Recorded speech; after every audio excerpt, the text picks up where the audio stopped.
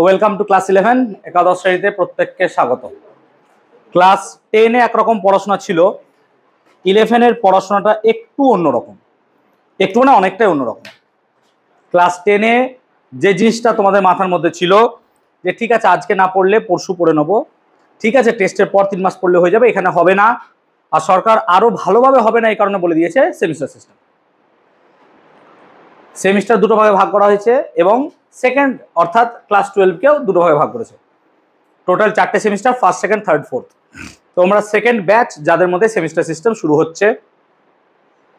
আগে সিনারিও একরকম ছিল, বর্তমান সিনারিও একরকম। বর্তমান সিনারিওতে আমরা যদি চ্যাপ্টার ডিভিশনগুলো দেখি, তাহলে আমরা যদি ফার্স্ট সেমিস্টার দেখি, প্লিজ প্রত্যেকে কপি বার করে লিখতে থাকবে, পুরো ডিটেল বলছি। ফার্স্ট সেমিস্টারের মধ্যে আমাদের ইউনিট 1 আছে। ইউনিট 1 এর মধ্যে আছে আমাদের মেজারমেন্ট। এটা হচ্ছে আমাদের রোড ম্যাপ ক্লাস 11 এর ফার্স্ট সেমিস্টার মেজারমেন্ট।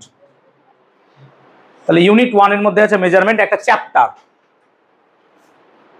ইউনিট 2 এটা হচ্ছে আমাদের কাইনেম্যাটিক্স, বাংলায় যাকে বলবো আমরা বলবিদ্যা। বলবিদ্যা নয়, মেকানিক্সকে বলবিদ্যা বলে, অ্যাকচুয়ালি এটা বলতে পারো গতিবিদ্যা। কাইনেম্যাটিক্স এর মধ্যে দুটো চ্যাপ্টার আছে, আমি চ্যাপ্টারগুলোকে ইংলিশে বলছি। প্রথমটা হচ্ছে একমাত্রিক গতি বা ওয়ান ডিমেনশন মোশন, একমাত্রিক গতি বা ওয়ান ডাইমেনশন মোশন। আর সেকেন্ড চ্যাপ্টারটা হচ্ছে ভেক্টর বা ভেক্টর ক্যালকুলাস নাই, ভেক্টর অ্যানালাইসিস। ইউনিট 3 আমি চ্যাপ্টারগুলো ইংলিশে লিখছি। এইটা হচ্ছে আমাদের কি লজ অফ মোশন, অর্থাৎ গতির সূত্রসমূহ। 3টে চ্যাপ্টার এখানে আছে। লজ অফ মোশনের আন্ডারে কি কি চ্যাপ্টার আছে?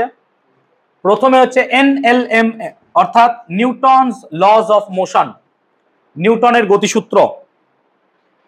সেকেন্ড যে চ্যাপ্টারটা আছে সেটা হচ্ছে ফ্রিকশন, বাংলায় যাকে বলবো আমরা ঘর্ষণ। অ্যান্ড আমাদের যে চ্যাপ্টারটা আছে সেটা হচ্ছে সার্কুলার মোশন বা বৃত্তীয় গতি। তাহলে এই হচ্ছে আমাদের ইউনিট 3। ইউনিট 4 এর আন্ডারে আছে ওয়ার্ক এনার্জি পাওয়ার, কার্যক্ষমতা শক্তি, ওয়েপ বলবো আমরা, কার্যক্ষমতা শক্তি। এটা একটা ইউনিট। 5 নাম্বার ইউনিট, এটা হচ্ছে motion of system of particle, motion of system of particles, কণা সংস্থার গতি। এর আন্ডারে দুটো চ্যাপ্টার আছে, কি কি? স্ট্যাটিক্স, যেটাকে বলবো আমরা স্থিতিবিদ্যা, বাংলায় বলবো স্থিতিবিজ্ঞান বা স্থিতিবিদ্যা। আর একটা হচ্ছে রোটেশনাল মোশন বা ঘূর্ণন। স্ট্যাটিক্স এর আন্ডারে পড়তে হবে ম্যাক্সিমাম আমাদের সেন্টার অফ মাস বা ভর কেন্দ্র। এইটাই হচ্ছে পুরোটা আমাদের সেমিস্টার 1। এবার সেমিস্টার 1 এর মধ্যে যদি আমরা পড়াশোনা দেখি, this is the most toughest problem বা most toughest topic or chapter. বেশিরভাগই জয়েন্টে, মেন, অ্যাডভান্স, নিট, যাই কোশ্চেন কঠিন এখান থেকে। এই পার্টটা হচ্ছে ওয়ান অফ দ্য কঠিন চ্যাপ্টার, টপিক যাই বলবে। সেজন্য একে পড়াতে না আমার একটু সময় লাগে, একে আমি সময় বেশি দেব, বিকজ এটা জীবনে প্রথম পড়বে, কঠিন। আমরা যদি আমাদের পড়াশোনাটাকে রোডম্যাপ আকারে নিই, আমরা ধরো এটা মার্চ মাস চলছে, তোমাদের সেপ্টেম্বরের 15 তারিখ থেকে ধরে চলো অ্যাপ্রক্সিমেটলি পরীক্ষা। সেপ্টেম্বরের 15 থেকে 22-25-এর মধ্যে পরীক্ষা তোমাদের শেষ। গাইডলাইনটা এরকম যে অক্টোবরের আগে পরীক্ষা শেষ করতে হবে। সেপ্টেম্বর 15। আমি যদি সিলেবাস শেষ দেখি আমাদের অগস্টে, তাই লজিক্যালি অগস্টে যদি সিলেবাস শেষ করতে চাই, কারণ সেপ্টেম্বরের 15 দিন আমাকে তো প্র্যাকটিস, রিভিশন এগুলোর জন্য দরকার। তাহলে আজকে মার্চের 4 তারিখ, আমি ধরে নিচ্ছি সেপ্টেম্বর 4 তারিখ সিলেবাস শেষ হবে। তাহলে মার্চের 4, এপ্রিলের 4, মে, জুন, জুলাই, অগস্ট, সেপ্টেম্বর, 6 মাস। সো আমার কাছে টাইম আছে অনলি 6 মান্থস। চ্যাপ্টার কতগুলো আছে মনে নাও, 9টা চ্যাপ্টার, মানে অ্যাট অ্যান অ্যাভারেজ 1.5 খানা করে চ্যাপ্টার আমাকে পার মান্থ শেষ করতে হবেই, নাহলে জীবনে সিলেবাস শেষ হবে না। আবার শেষ চ্যাপ্টার এমন যেটা কঠিন, তার মানে এখানে তোমাকে আগে থেকে ভেবে রাখতে হবে বেশি সময় আমাকে এখানে দিতে হবে, কারণ এটা কঠিন। তাহলে ওয়েটেজ ডিস্ট্রিবিউশন এমন হবে যে যে এটা মার্চে শেষ, আমি মার্চের আগে এই চ্যাপ্টারকে নিয়ে যাব না। এবার তুমি কিভাবে করবে সেটা তোমার ব্যাপার, আমি তো করাবোই। এবার আমার মাথায় থাকবে যেন এপ্রিল আর মে মাসের মিডল উইকের মধ্যে এটা কমপ্লিট হয়ে যায়, 2টো চ্যাপ্টার। এই পুরোটা যেন আমার হয়ে যায় মে, জুন পুরো কমপ্লিট নেব। যদি জুলাইয়ের 2টো উইক লাগে তাও নেব। এই জায়গাটার এনএলএম বুঝতে হবে, এই জায়গাটা বোঝার দরকার আছে, হেভি জিনিস এগুলো। সোজা কার্যক্ষমতা শক্তি ওই জুলাই কিছু লাগলো, আর এই পুরো জুলাই নেব। আর যদি 1 মাস এই টপিকটা পড়াই, চ্যাপ্টারটা 2টো চ্যাপ্টার, শুধুমাত্র অগস্ট পড়ে থাকে হাতে, আর কিছু পড়ে থাকবে না। মানে এই চ্যাপ্টার আমার 1.5 মাস দরকার, মেরে কেটেও আমি অগস্ট পাচ্ছি। 1 মাস মানে 8টা ক্লাস, 8টা ক্লাসের মধ্যে 4টে তো আমাকে ফিজিক্সের অঙ্ক করাতে হবে, আর 4টে থিওরি ক্লাস পাবো। তাই লজিক্যালি এইখানে 4 দিনে আমাকে এই চ্যাপ্টার শেষ করতে হবে, মানে এটা 2 দিন এটা 2 দিন, জীবনে সম্ভব হয় না। গত বছর আমি এমন ভাবে এটা টেনে পড়িয়েছিলাম, এখানে আমি 12টা ক্লাস দিয়েছিলাম, 12টা ক্লাস আমি এখানে দিয়েছিলাম, তাহলে আমি টেনে এগুলো পড়িয়েছিলাম বলে। এবার ডিপেন্ড করছে তোমাদের ব্যাচ কিভাবে এগোবে। যদি তোমরা আমাকে বলো স্যার এখানে টাইম ওয়েস্ট করুন না, কোনো ব্যাপার না, আমাদের তো অনেক সময় আছে, আমি ওয়েস্ট করবো, তোমাদের ব্যাপার। এটা তাহলে আমি একদিনে পড়ে দিব, একটা ক্লাসে করে দিব, তোমাদের ব্যাপার। সম্পূর্ণটা পড়াশোনা তোমাদের হাতে। আমাকে যদি এখন দাঁড়িয়ে বলো যে স্যার পুরো টপিক এখন সারা রাতে বোঝান, আমি এখান থেকে শুরু করে দেবো বোঝাতে, সারা রাত আমি পড়ে দেবো, আমার তো মুখস্থ হয়ে আছে সব, আমার পড়াতে কি লাগবে? আমি তো মেশিন দাঁড়িয়ে আছি, আমি ঘর পড়ে দিব, পড়তে তোমাদেরকে হবে। এবার এমন নয় যে আমি আজকে বসলাম বলে মেজারমেন্ট প্রসেস করে দিলাম, তাও করা যাবে না। সেজন্য আমি কি করি, এই একটা চ্যাপ্টার পড়াতে আমি 1 মাস সময় নিই। তুমি ফিজিক্স বোঝো, কারণ এখানে অনেক জিনিস আছে যেগুলো তোমাদের শেখা হয়নি। এবার আমরা স্পিড ধরবো মোটামুটি মে মাস থেকে, যখন আমরা এনএলএম শুরু করব। কিছু কিছু জিনিস যেগুলো জীবনে প্রথম পড়ছো সেগুলো তো ভাই ভালো করে পড়তে হবে। ভেক্টর কোনোদিন পড়োনি ভাই, এটা পড়তে হবে ভালো করে সময় দিয়ে। এমন তো নয় আমি 2টো ক্লাস করলাম ভেক্টর চলো শেষ খতম, নয়। ভেক্টর পড়াতে 4টে ক্লাস লাগবে আমার। এবার যে যত ভালো গ্র্যাব করতে পারবে, অ্যাবজর্ব করতে পারবে, সে তত বেশি এগোবে। যে কম পারবে তাকে বেশি সময় দিতে হবে। ইট কমপ্লিটলি ডিপেন্ডস আপন ইউ। আমি এখানে কিছু না, আমি জাস্ট এ মিডিয়াম, আমি জাস্ট বুঝিয়ে দেবো। পুরো চ্যাপ্টারগুলোকে যদি হিসাব করো, পুরো দেখবেন 9ই এখানে বসে আছে। মেজারমেন্ট, পরিমাপ, 9এর চ্যাপ্টার অবভিয়াসলি। একমাত্রিক গতি 9এর চ্যাপ্টার ভাই, প্লিজ। ভেক্টর কোনোদিন পড়োনি। নিউটনের গতিসূত্র প্লিজ 9। সার্কুলার মোশন কোনোদিন পড়োনি, পড়বে ভবিষ্যতে। ফ্রিকশনটা অল্প বিস্তর 9এ জানো, জাস্ট আমরা এখানে বড় করে পড়বো কার্যক্ষমতা শক্তি 9, আর এইটা কখনো পড়োনি। তাহলে এদের মধ্যে থেকে অলরেডি কিছু টপিক আছে যেগুলো আমরা আগে থেকে কিছু না কিছু পড়ে আছি ভাই। ওয়ার্ক এনার্জি পরের পুরো টপিকটাই নতুন নয় আমার কাছে। ওয়ার্ক কি জিনিস জানি, কোন বস্তুর উপর বল প্রয়োগ করলে সেটা কোনো দিকে গেলে পরে বলা হয় কার্য করা হয়েছে, এই জিনিসটা আমরা জানি। সো কিছু জিনিস তো জানি, কিন্তু সেমিস্টার রুলস তো আলাদা। রুলস কি ভাই? 35 এমসিকিউ, সেমিস্টার 1-এ 35টা এমসিকিউ, 35টা, বাস, কোনো কথাই নাই। এবার 35টা এমসিকিউ স্যারেরা কোশ্চেন সেট করবে। স্যার যদি দেখে কোনো ইউটিউবে ভিডিও, সেই স্যারেরাই বলছি 35টার মধ্যে 35টাই অঙ্ক দিয়ে দিল, কিছু করতে পারবি? কিচ্ছু করার নাই। 35টাই অঙ্ক দিল, 35টার মধ্যে 30টা থিওরি দিয়ে দিল, 5টা অঙ্ক দিল, কিছু করার আছে কারোর? কোশ্চেন তো স্যার করছে, আমি কি করব? বাদ কি দেবো? বাদ তো কিছুই দেওয়ার নাই। তাহলে স্যার পড়বো কিভাবে? যদি তোমার অঙ্ক ভালো মতো করতে চাও তাহলে তোমাকে কনসেপ্ট ক্লিয়ার করতে হবে। যদি কনসেপ্ট ক্লিয়ার না হয় তাহলে অঙ্ক পারবে না ভাই, সিম্পল কথা। সো অঙ্কের জন্য কনসেপ্ট ক্লিয়ার রাখো, আর প্রত্যেকটা থিওরি যা প্রুফ আছে এভরিথিং প্রত্যেকটা খাতায় করতে হবে। অনেকে বলবে এমসিকিউ তো বাদ দে, না বাদ দেবো না। কেন বাদ দেবো না? সেমিস্টার 2 বাদ দিতে দেবে না আমাদেরকে, সেমিস্টার 2 বাদ দিতে দেবে না। 35টাই বড় প্রশ্ন, 2 মার্কসে থাকবে 5টা, 3 মার্কসে থাকবে 5টা, 5 মার্কসে থাকবে একটা, চলো শেষ। এই দুটো 5 মার্কসের হয়ে গেল।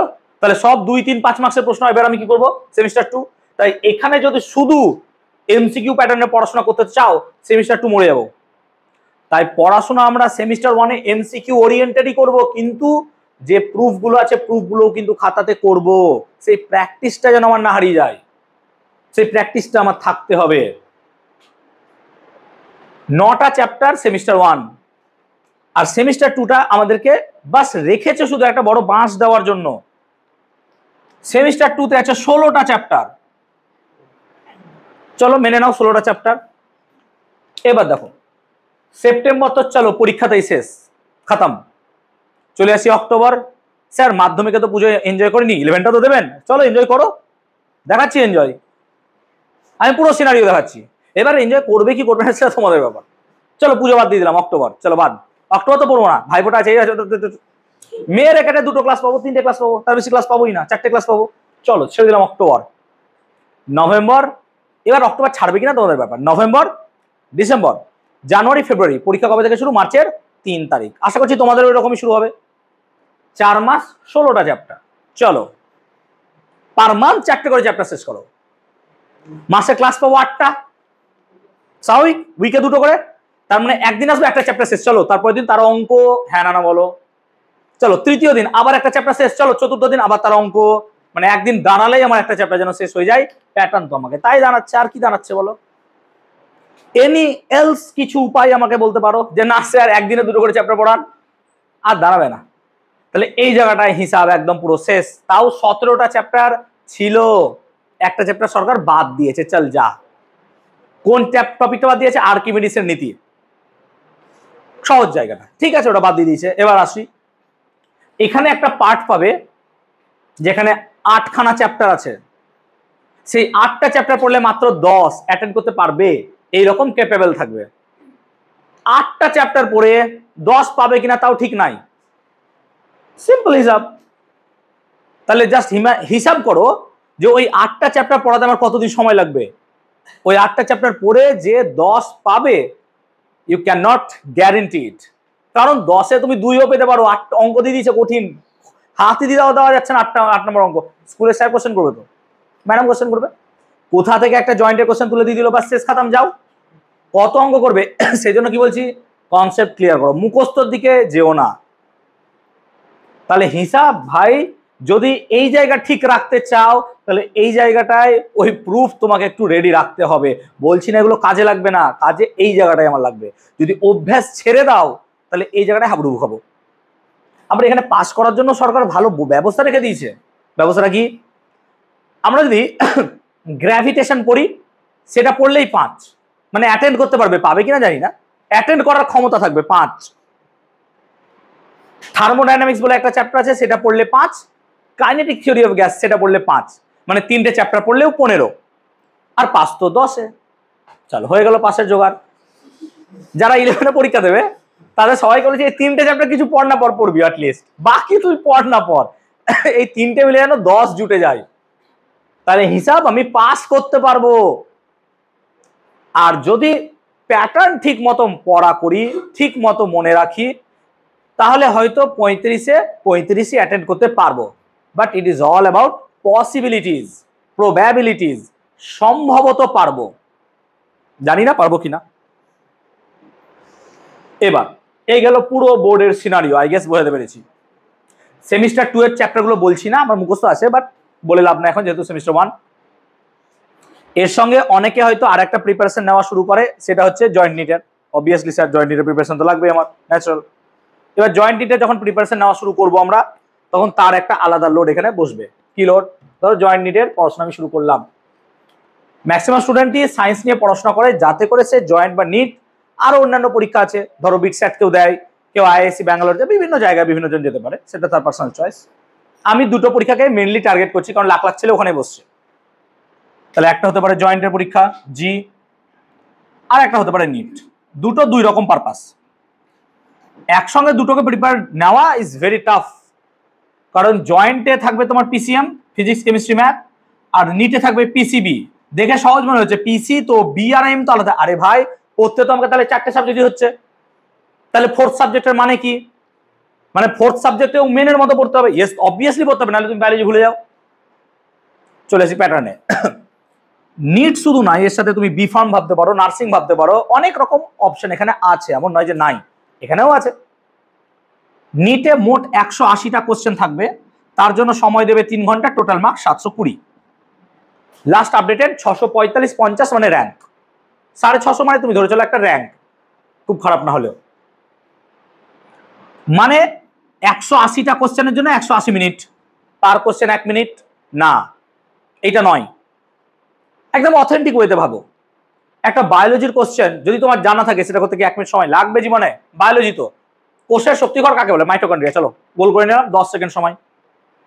তার মানে বায়োলজি যদি আমার মুখস্থ থাকে, আমার একটা গোল করতে 30 সেকেন্ডও সময় লাগবে না। আর যদি তুমি জানো না, তাহলে বাদ দাও, ও আর জীবনেও হবে না। মুখস্থ তো, টার্ম তো, ওই টার্ম আমি জানি না মানে ওটা সম্বন্ধে আমি অজ্ঞ, কিছু জানি না।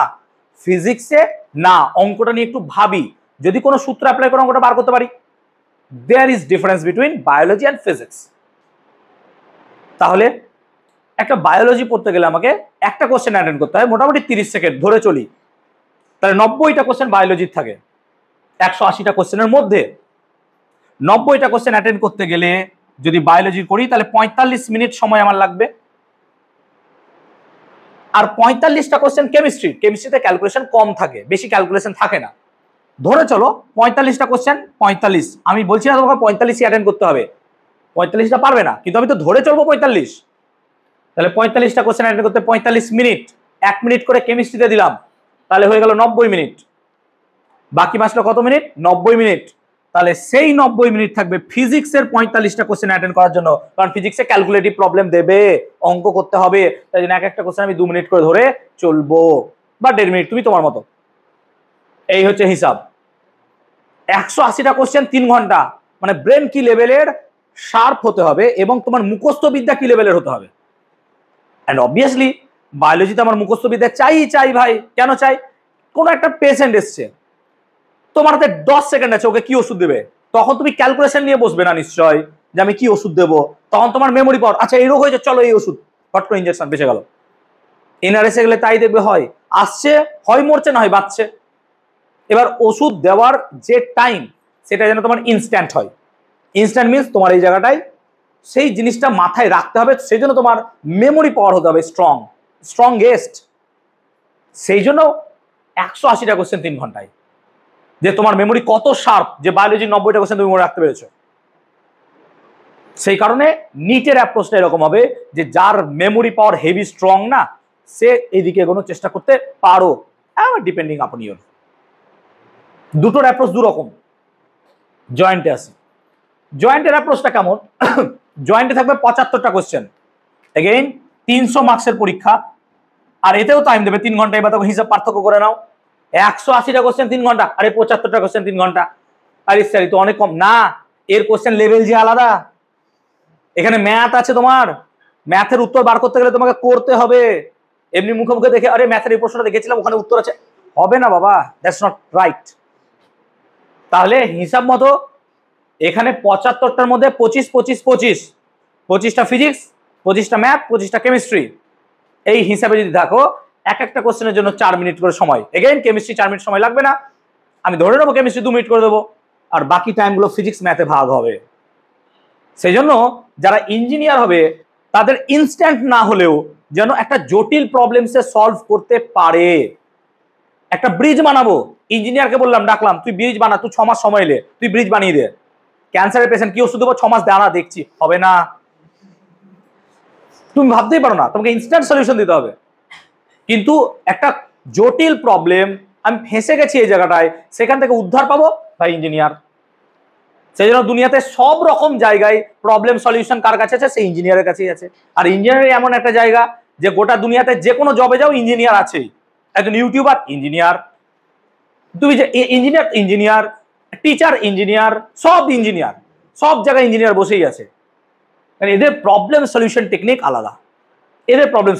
আলাদা, দুটোর অ্যাপ্রোচ দু রকম, দুটোর কোশ্চেন সলভিং টেকনিক একরকম। ক্লিয়ার হয়েছে? সো জয়েন্টের যা অ্যাপ্রোচ হবে আমি জয়েন্টের ক্লাসে বলবো। এখন তাও একটা প্রিলিমিনারি আইডিয়া এই কারণে দিলাম যে আই গেস যে তোমরা আরো 2-3টে ক্লাস করবে এবং তোমরা নিজেরা বুঝতে পারবে ভাই আমি এদিকে যেতে পারবো না এদিকে যেতে পারবো। এবার কেউ যদি ভাবো চলো দুটোই দিই, ঠিক আছে দাও না, অসুবিধা নাই। দুটোতে না র্যাঙ্ক পেলে তো কোনো সমস্যা নাই, কি আছে দাও, র্যাঙ্ক না পাবে। আবার এমনও তো হতে পারে দুজনেই ভালো, সে ফিজিক্স কেমিস্ট্রি ম্যাথ বায়োলজি চারটেই ভালো পড়তে পারে, এমনও তো কেউ থাকতে পারে সে দুটোতেই ভালো র্যাঙ্ক করেছে, হতেই পারে, না হওয়ার কি আছে, কোনো সমস্যা নাই। তবে আমি বলবো একটাকে প্রাইমারি পারপাস করা, ঠিক আছে? এবার যার যে রকম ক্যাপাসিটি, যার যেটা ভালো লাগে সে সেরকম ভাবে এদিকে এগোতে পারো। আমাদের টার্গেট এবার এখন বোর্ড। আই হোপ ওই পার্টটা পুরো বোঝাতে পারলাম। সেজন্য কারোর কথা শুনে হোক বা যে কোনো জায়গায় গিয়ে লাফানোর আগে অ্যাটলিস্ট আমার এই ভিডিওটা দেখে নিও একবার, যদি মনে হয় কোনো শঙ্কা, বা বন্ধুদেরকে বা শেয়ার করে দিও যে না দেখ এরকম হয়, আজে বাজে কিছু বকিস না। তাহলে আমাদের টার্গেট থাকছে মার্চ মাসের মধ্যে মেজারমেন্টটা শেষ করা। 1 মাস টাইম নেব। মেজারমেন্ট খুব সহজ এবং এখান থেকে সম্ভবত 2 মার্কস আসে, সম্ভবত, আমি এখনো মনে নেই আমার, আগে 2 মার্কস আসতো। তো দুটো এমসিকিউ। এবার এমসিকিউ পরীক্ষা তো খুব মজা, কারণ বন্ধু কত, আচ্ছা চল চার, যা হয়ে গেল এমসিকিউ উত্তর, সুন্দর, ভেরি গুড। সেই জন্য এমসিকিউ ভাই নাম্বার ওঠেও সেই লেভেলের। এবার স্যার কোশ্চেন সেট করেছে এমন যে কেউই এরকম দিচ্ছে কত, সব কত, বাস যাও। এবছরই মিশনে কোশ্চেন সেট করেছে। এবছর মিশনে আমার কাছে পাওয়া হাইয়েস্ট নাম্বার হচ্ছে 21 না 22, 35-এ, এবং যে 98 পেয়েছে সে পেয়েছে 17। জাস্ট ইমাজিন করে নাও, যে ওয়েস্ট বেঙ্গলে র্যাঙ্ক করেছিল 4th সেও কত পেয়েছে, ওই 25। বলবে স্যার 35-25, ও তো 35-35 পাওয়ার কথা ছিল, তাহলে কোশ্চেন লেভেল ভাবো। আবার এমনও স্কুল আছে যাকে এক্সপেক্ট করেনি যে 20 পাবে, সে 35-এ 34 পেয়ে বসে আছে। ডিপেন্ড করছে স্কুল, ডিপেন্ড করছে কে কোশ্চেন করছে, ডিপেন্ড করছে কি কোশ্চেন করছে। এটা পুরোটাই স্যার যখন কোশ্চেন করছে তোমাদের উপর তার ইমপ্রেশন, যে না মেয়েগুলো ভালো ছেলেগুলো ভালো, চলো ভালো সোজা কোশ্চেন দিই। বোর্ড এরকম ভাববে না। বোর্ডের কোশ্চেন প্যাটার্ন থাকবে, কিছু ইজি কোশ্চেন থাকবে, কিছু মডারেট থাকবে, কিছু হাই লেভেল কোশ্চেন থাকবে। বোর্ড এইভাবেই কোশ্চেন ভাঙবে, কিন্তু আমাদের এখানে এরকম হবে না। স্বাভাবিক না হওয়াটাই স্বাভাবিক, কারণ সারা বছর তোমাকে এত কিছু পড়াচ্ছি, তুমি সেগুলো অ্যাটেন্ড করো, কারণ জয়েন্ট তো তুমি জানবে না কি কোশ্চেন দেবে না দেবে, ঠিক তো? বোঝাতে পেরেছি আই গেস, ক্লিয়ার জিনিসটা? তাহলে আমরা এখন পড়া শুরু করব। ক্লিয়ার? কারোর মনে কোনো সন্দেহ আছে যে আমাদেরকে সেমিস্টার কি করে পড়বো এত দূর? এবার যদি কোনো জায়গায় দেখো যে আমি এরকম ভাবে পিছিয়ে চলছি, তোমরা আমাকে জানাবে, খাতায় লিখে রেখেছো যে না স্যার এতক্ষণ তো এটা হয়ে যাওয়া উচিত ছিল, আপনি পিছিয়ে গেছেন, আমাকে বলবে, ঠিক আছে?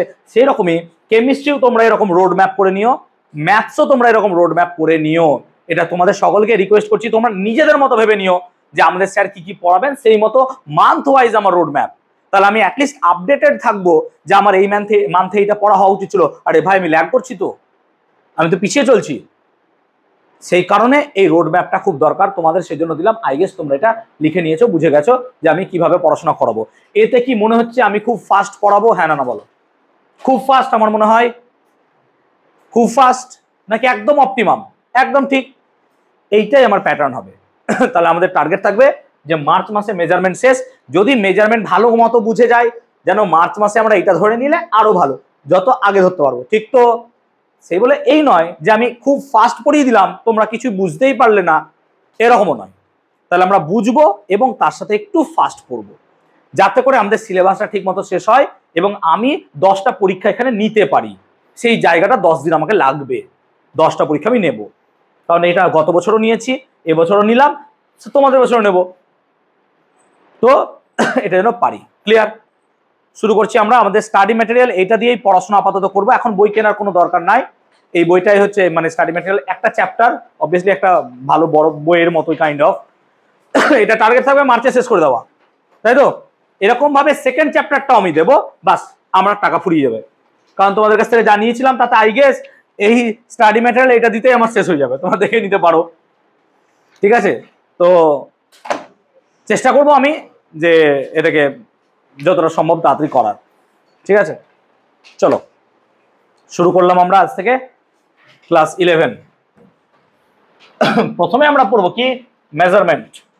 মেজারমেন্ট চ্যাপ্টারটা পড়বো। মেজারমেন্ট মানে কি, আমরা এখানে মাপবো, পরিমাপ করব। ক্লাস 9 এর চ্যাপ্টার মনে করতে পারো। পরিমাপ কাদেরকে করব? আরে ভাই, আমরা যাদেরকে মাপতে পারবো তাদেরই তো পরিমাপ করব। সবকিছু কি পরিমাপ করা যায় না ভাই? তুমি কতটা আমাকে ভালোবাসো সেটা পরিমাপ করতে পারবে না। যে না স্যার আপনাকে এতটা ভালোবাসি, দাঁড়া একটু স্কোরটা দেখে নিই কত হয়েছে। হ্যাঁ, 185 রানে 4 উইকেট, 36 ওভার, 14 বা 6 14 84। রে বাপরে বাপ, ঠিকই আছে, রান ঠিকই আছে। বিরাট কোহলি খেলছে এখনো 73, KL রাহুল নেমেছে। চলো তাহলে আমরা বলছিলাম কি মেজারমেন্ট, পরিমাপ। সব কিছুকে পরিমাপ করা যায় না, এটা ন্যাচারাল। যেমন তুমি তোমার মাকে কতটা ভালোবাসো, তুমি তোমার শত্রুকে কতটা ঘৃণা করো, এগুলো তুমি মাপতে পারবে না। So this can never be measured. So যেগুলোকে মাপতে পারবো সেগুলোকে বলবো আমরা ফিজিক্যাল কোয়ান্টিটি বা ভৌত রাশি। একটা কথা মাথায় রাখবো, যে টার্মগুলো আমরা কিন্তু ইংলিশে ইউজ করব। কেন ইংলিশে ইউজ করব? কারণ কি ভাই, তুমি তো আলটিমেটলি একটা পরীক্ষা দেবেই, কিছু তো একটা দেবেই, এমন নয় ভাই বসে থাকবে না। তো এইখানে আমার সবগুলো দরকার পড়বে। সো ইংলিশ টার্মগুলো বলছি, বাংলা টার্মগুলো বলছি। আমার নোটসে দেখবে বাংলাও দেওয়া আছে, বোধহয় সম্ভবত ইংলিশ দেওয়া আছে, না দেওয়া থাকলে এখান থেকে দেখে নেবে। ওকে, আর একটা কথা, এই নোটসে কিছু অঙ্ক আছে সেগুলো সব ইংলিশ ভার্সানে আছে, বাংলা করা যায়নি, পেরে উঠতে পারিনি। তো যেগুলো অঙ্ক এক্সারসাইজ আছে বা এক্সাম্পল আছে আমি এগুলো সব পড়িয়ে দেবো, ঠিক আছে? আর এই বইটা যখন সলভ করবে, প্রথম দুটো চ্যাপ্টারের question English Bangla version same আছে। থার্ড চ্যাপ্টার থেকে লজ অফ মোশন থেকে এখানে চ্যাপ্টারগুলো আলাদা। মানে কি, লজ অফ মোশনের ইংলিশ ভার্সনের কোশ্চেন আলাদা, বেঙ্গলি ভার্সনের কোশ্চেন আলাদা। কেন করেছি? তোমাদের মধ্যে থেকে কেউ বাংলা ভার্সন পড়ছো, যাদের মনে হতে পারে যে না আমি ইংলিশ ভার্সনের কোশ্চেনটাও অ্যাটেন্ড করে দেখি, হতেই পারে। তো সেই জন্য আমি এখান থেকে 40, ওখান থেকে 40, তো টোটাল 80টা কোশ্চেন হয়ে গেল। এবার তোমাদের ব্যাচে বাংলা ভার্সনই সলভ হবে, কিন্তু তোমাদের মধ্যে থেকে কারোর যদি মনে হয় যে না আমি ইংলিশ ভার্সনটা করলে ভালো, আমি একবার দেখি করে, ইউ ক্যান, আমি সেটাও তোমরা করতে পারো। যদি কোনো সমস্যা আমাকে বলে দিতে পারো, ঠিক আছে? এইভাবে আমরা পড়াশোনা করবো। ক্লিয়ার বোঝাতে পারলাম? চলো। সো আমরা বলছিলাম কি, যে সমস্ত রাশিকে মাপা যায় তাদেরকে বলছি আমি ফিজিক্যাল কোয়ান্টিটি বা ভৌত রাশি। ভৌত রাশি কাদেরকে বলো? যাদেরকে মাপতে পারবো রে ভাই, যাদেরকে মাপতে পারবো, যাদেরকে মাপা যায়। যেমন তুমি দৈর্ঘ্য মাপতে পারবো, অবভিয়াসলি দৈর্ঘ্য মাপতে পারবো। লেন্থকে মাপা যায় বলে দৈর্ঘ্য হবে কি একটা ভৌত রাশি। যেমন তুমি তোমার বয়সকে মাপতে পারবে, ইয়েস স্যার মাপতে পারবো, বয়স হচ্ছে ভৌত রাশি। কিন্তু আমি কখনোই বলতে পারবো না যে আমি তোমাকে কতটা ঘৃণা করি, আমি এটা মাপতে পারবো না যে আমি তোমাকে এত ঘৃণা করি। না ভাই, কারণ অনেকে জিজ্ঞেস করে না তুমি আমাকে কত ভালোবাসো, আমাকে এত ভালোবাসো। আরে ভাই, এত বলতে কত ভালোবাসো এটা বলা যায় না, ঠিক আছে? সো সেই কারণে ওগুলোকে কোনোদিনই আমরা ভৌত রাশি হিসেবে বলবো না। তাহলে ভৌত রাশি যাদেরকে মাপা যায়, ভৌত রাশিকে আমরা দুভাগে ভাঙবো। একটাকে বলবো আমরা ফান্ডামেন্টাল কোয়ান্টিটি বা বাংলায় যেটাকে বলবো আমরা মৌলিক রাশি, আর একটাকে বলবো ডিরাইভড কোয়ান্টিটি, যেটাকে বাংলায় বলবো লব্ধ রাশি। তাহলে মৌলিক রাশি আর হচ্ছে কি আমার লব্ধ রাশি।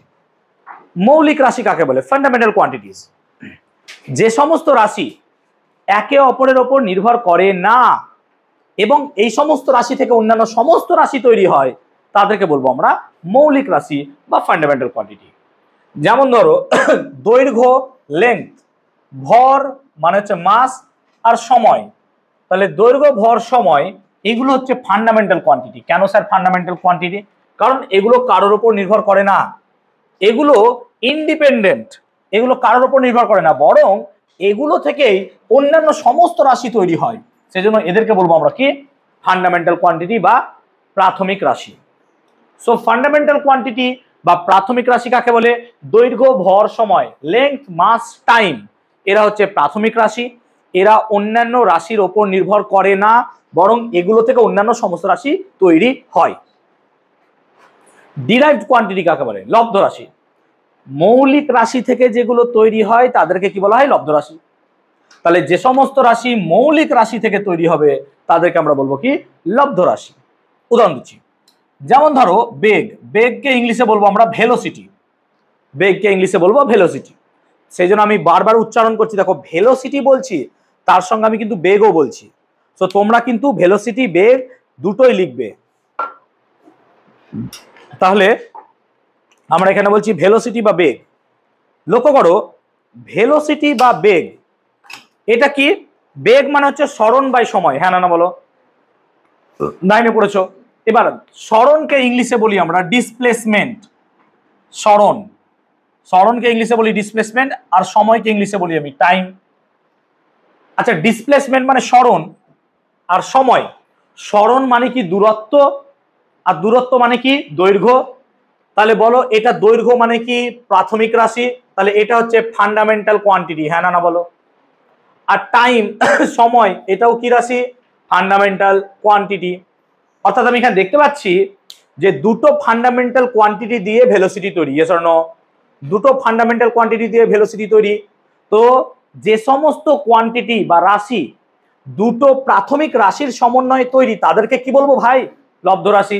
সেই জন্য ভেলোসিটি বা বেগ অবভিয়াসলি একটা লব্ধ রাশি।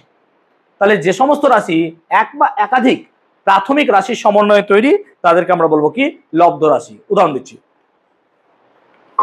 যেমন ধরো ক্ষেত্রফল, ক্ষেত্রফলকে ইংলিশে বলবো এরিয়া। এরিয়া মানে কি না তো স্যার দৈর্ঘ্য ইন্টু প্রস্থ, লেংথ ইন্টু ব্রেডথ। আচ্ছা দৈর্ঘ্য, দৈর্ঘ্য কি ফান্ডামেন্টাল রাশি? হ্যাঁ স্যার, কারণ দৈর্ঘ্য তো স্যার ফান্ডামেন্টাল রাশি। আর ব্রেডথ, ব্রেডথ মানে কি প্রস্থ, প্রস্থও তো এক প্রকারের দৈর্ঘ্য রে, দূরত্ব, প্রস্থও তো এক প্রকারের দৈর্ঘ্য দূরত্ব, তাহলে নিশ্চয়ই ব্রেড তো কি হবে? Fundamental quantity. দেখো দুটো ফান্ডামেন্টাল কোয়ান্টিটি দিয়ে তৈরি বলে এরিয়া হবে কি একটা রাশি? লব্ধ রাশি। তাহলে একাধিক ফান্ডামেন্টাল কোয়ান্টিটি বা আমরা বলবো কি প্রাথমিক রাশির সমন্বয়ে যে সমস্ত রাশি তৈরি হয় তাদেরকে বলবো আমরা কি? লব্ধ রাশি। একাধিক রাশির সমন্বয়ে তৈরি হয়, এদেরকে বলবো আমরা কি? লব্ধ রাশি। আমি কি বলতে পারলাম জিনিসটা? এত ক্লিয়ার হয়েছে? ওকে। এখন এই দুটো ছাড়াও ফিজিক্যাল কোয়ান্টিটিকে আরো দুভাগে ভাগ করা যায় ডাইরেকশনের উপর ভিত্তি করে। একটাকে বলবো আমরা স্কেলার, একটাকে কি বলবো? ভেক্টর। সেই জন্য আমরা পড়েছিলাম স্কেলার রাশি আর একটা পড়েছিলাম ভেক্টর রাশি। স্কেলার রাশি কাকে বলে? যে সমস্ত রাশি শুধুমাত্র মান আছে, শুধুমাত্র মান আছে ভাই, অন্য কিচ্ছু নাই, শুধুমাত্র মান। MAGN, এটা মানে হচ্ছে ম্যাগনিটিউড। ম্যাগনিটিউড, ভালো করে শোনো, ম্যাগনিটিউডের বাংলা হচ্ছে মান। ম্যাগনিটিউডকে আমি শর্টে লিখছি MAGN, এর মানে হচ্ছে মান। তাহলে স্কেলার রাশি শুধুমাত্র মান আছে, স্কেলার রাশি শুধুমাত্র মান আছে ভাই, কোনো দিক নাই, এর কোনো দিক নাই, শুধুমাত্র মান আছে। কিন্তু ভেক্টর রাশির তোমার মানও আছে, তার সঙ্গে দিকও আছে, এবং তার সঙ্গে সে ভেক্টর বীজগণিত মেনে চলে, হ্যাঁ না বলো? ক্লাস 9 মনে করে দেখতে পারো। যে সমস্ত রাশির মান দিক আছে এবং যারা ভেক্টর বীজগণিত মেনে চলে তাদেরকে আমরা কি বলবো? ভেক্টর রাশি। এবং এটা আমরা 3rd চ্যাপ্টারে পড়বো ডিটেল ভেক্টর সম্বন্ধে। ভেক্টর সম্বন্ধে আমরা 3rd চ্যাপ্টারে পড়বো, ঠিক আছে? তাহলে আমরা প্রাইমারি কোয়ান্টিটি, ফিজিক্যাল কোয়ান্টিটি পেলাম এখানে, ফান্ডামেন্টাল কোয়ান্টিটি, ডিরাইভড কোয়ান্টিটি, প্রাথমিক রাশি, লব্ধ রাশি, এটা কি বললাম? স্কেলার আর ভেক্টর, এই চারটে ভাগ। এদের মধ্যে থেকে প্রাথমিক রাশিটা আমার খুব ইম্পর্টেন্ট। কেন? আরে ভাই প্রাথমিক রাশি থেকেই তো সবাই তৈরি হচ্ছে, তার আমি যদি এইটাকে খুব ভালো করে পড়তে পারি তাহলে বাকি সব আমি জেনে যাব। সেই জন্য প্রাথমিক রাশি সম্বন্ধে আমাদেরকে জানতে হবে। যদি বহুকাল আগে যায়, বহুকাল আগে গেলে পরে আমাদের মানে কি বলবো, মানে ব্যবসা চলতো বার্টার সিস্টেম। বার্টার সিস্টেম মানে বিনিময় প্রথা, যে তোর কাছে 10টা গরু আছে, আমার কাছে 4টে ঘোড়া আছে, চল বার্টার করি। মানে কি তোর কাছে 4টে ঘোড়া নিয়ে আমাকে 10টা গরু দিতে, এরকম টাইপের কনসেপ্ট। কিন্তু তখন আমাদের কোনো এইরকম সিস্টেম দরকার ছিল না।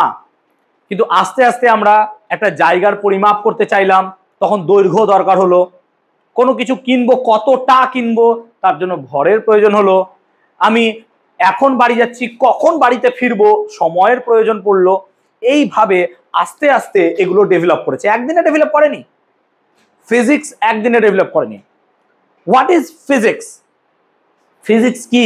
Is it a subject? No, physics শুধু সাবজেক্ট নয়। Physics basically questions and solution. তোমার মনের মধ্যে কোয়েশ্চেন জন্মালো মানে সায়েন্স মানে ফিজিক্স, আর তার সলিউশন বার করাই হচ্ছে তোমার কাজ। এক্সাম্পল দিচ্ছি, মানুষ যখন ধর্মে পুরোপুরি অন্ধ, সেই সময় গ্যালিলিও বসে মাটিতে বৃহস্পতির ছবি আঁকতো।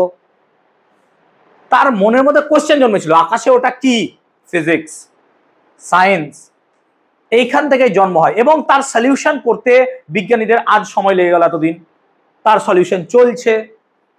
সো ফিজিক্সের যদি আমরা রেঞ্জ দেখি, ফিজিক্সের রেঞ্জ তুমি চিন্তা করতে পারবে না। আমরা আজকে যদি বলি ফিজিক্সের রেঞ্জ, যে আমরা আমাদের দেহের যে কোনো একটা কোষ যাকে চোখে দেখাই যায় না, সেই কোষের ভেতরে থাকা ক্রোমোজোমের ক্রোমাটিডের ভেতরে থাকা, যদি আমরা ডিএনএ স্ট্র্যান্ডের মধ্যে যে কোনো একটা পরমাণুর কথা ভাবি, ফসফরাস বা যে কোনো একটা কিছু, সেই ফসফরাসের ভেতরে থাকা, নিউক্লিয়াসের ভেতরে থাকা প্রোটন নিউট্রনের ভেতরে ঢুকেছি, এইটা হচ্ছে তার অংশ। এবং আমার দেহ থেকে বাইরে বেরিয়ে পুরো পৃথিবী, সোলার সিস্টেম ছাড়িয়ে, পুরো মিল্কি ওয়ে, আকাশগঙ্গা ছাড়িয়ে, এরকম লাখ লাখ আকাশগঙ্গা যেখানে আছে, সেরকম অবজারভেবল ইউনিভার্সের মধ্যে আমরা আছি। এবং বর্তমান পড়াশোনা এতদূর চলছে যে এরকম মাল্টি ইউনিভার্স আছে।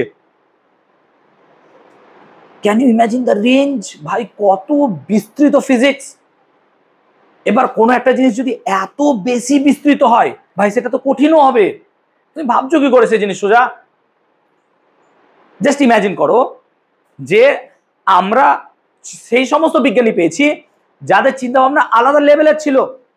ক্লাস 10, বেশি দূর নয়, যদি যাও, দিমিত্রি মেন্ডেলিভ বলেছিল যে এখনো মৌলটা আবিষ্কার হয়নি, আমি বলে দিচ্ছি আবিষ্কার হবে, একা সিলিকন।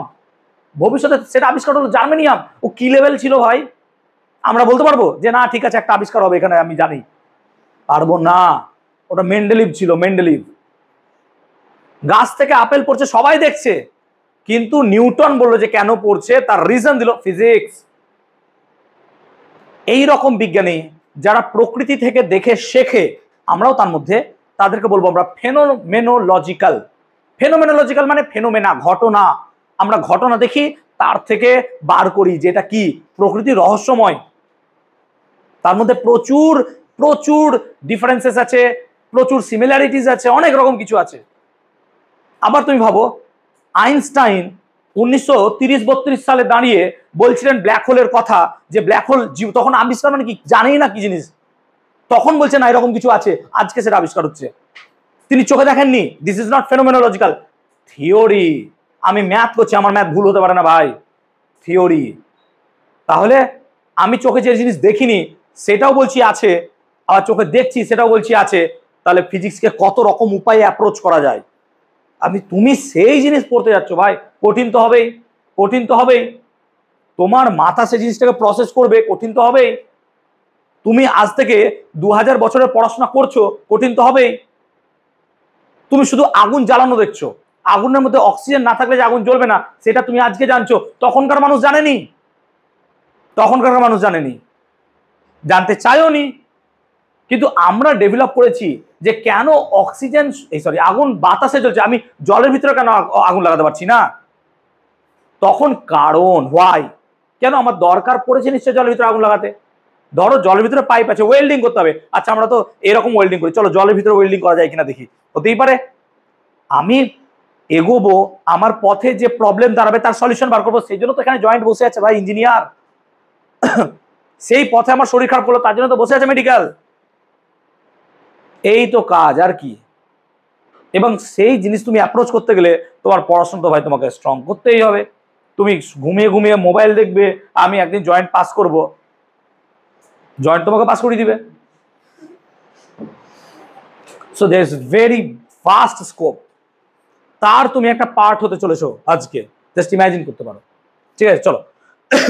তাহলে এই হলো আমাদের পুরো জিনিসটা। তাহলে রাশি সম্বন্ধে আমরা পড়লাম। তাহলে ফান্ডামেন্টাল কোয়ান্টিটিজ মোটামুটি বুঝলাম আমরা, তিনটে হচ্ছে লেংথ, মাস, টাইম। এটা একদম প্রাইমারি কেসে, একদম প্রাইমারি কেসে।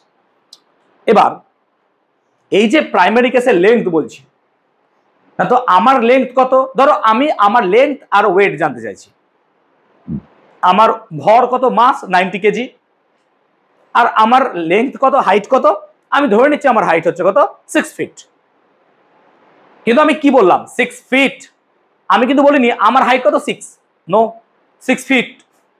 ফিটটা এখানে দরকার পড়লো, কারণ কি 6 ইঞ্চিও হতে পারে, 6 মিটারও হতে পারে, 6 সেন্টিমিটারও হতে পারে।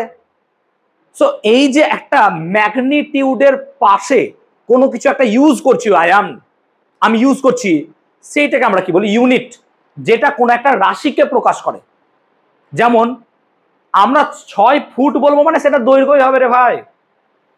6 ফুট, ফুট মানে সেটা দৈর্ঘ্যই হবে, অন্য কিছু হবে না। আমি কি ঠিক বলছি? 5 কেজি, আরে মানে সেটা মাস, ভর, কেজি অন্য কিছু হবে না। তাহলে এটা কিভাবে ডেভেলপ করলো? আমাদের প্রয়োজন হয়েছে বলে। এবং যখন এটা ব্যবহার করা গেছে, তখন যে যুগ ব্যবহার করেছে, যে সময় ব্যবহার করেছে, যে নি করেছেন, তারা ইউজ করেছেন।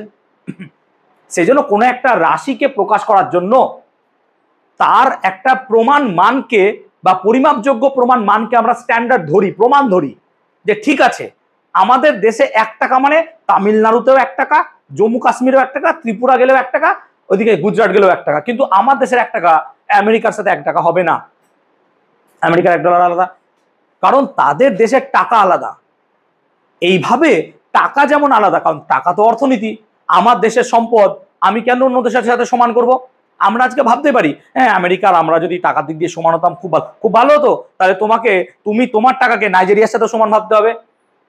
তোমার থেকে যে দেশের টাকা কম তার সাথে সমান তুমি করতে পারবে না। আমার ইকোনমি স্ট্রং, ও তোমার থেকে যে স্ট্রং সে তো স্ট্রং, তা তুমি তার সাথে ইকুয়াল করতে পারো না।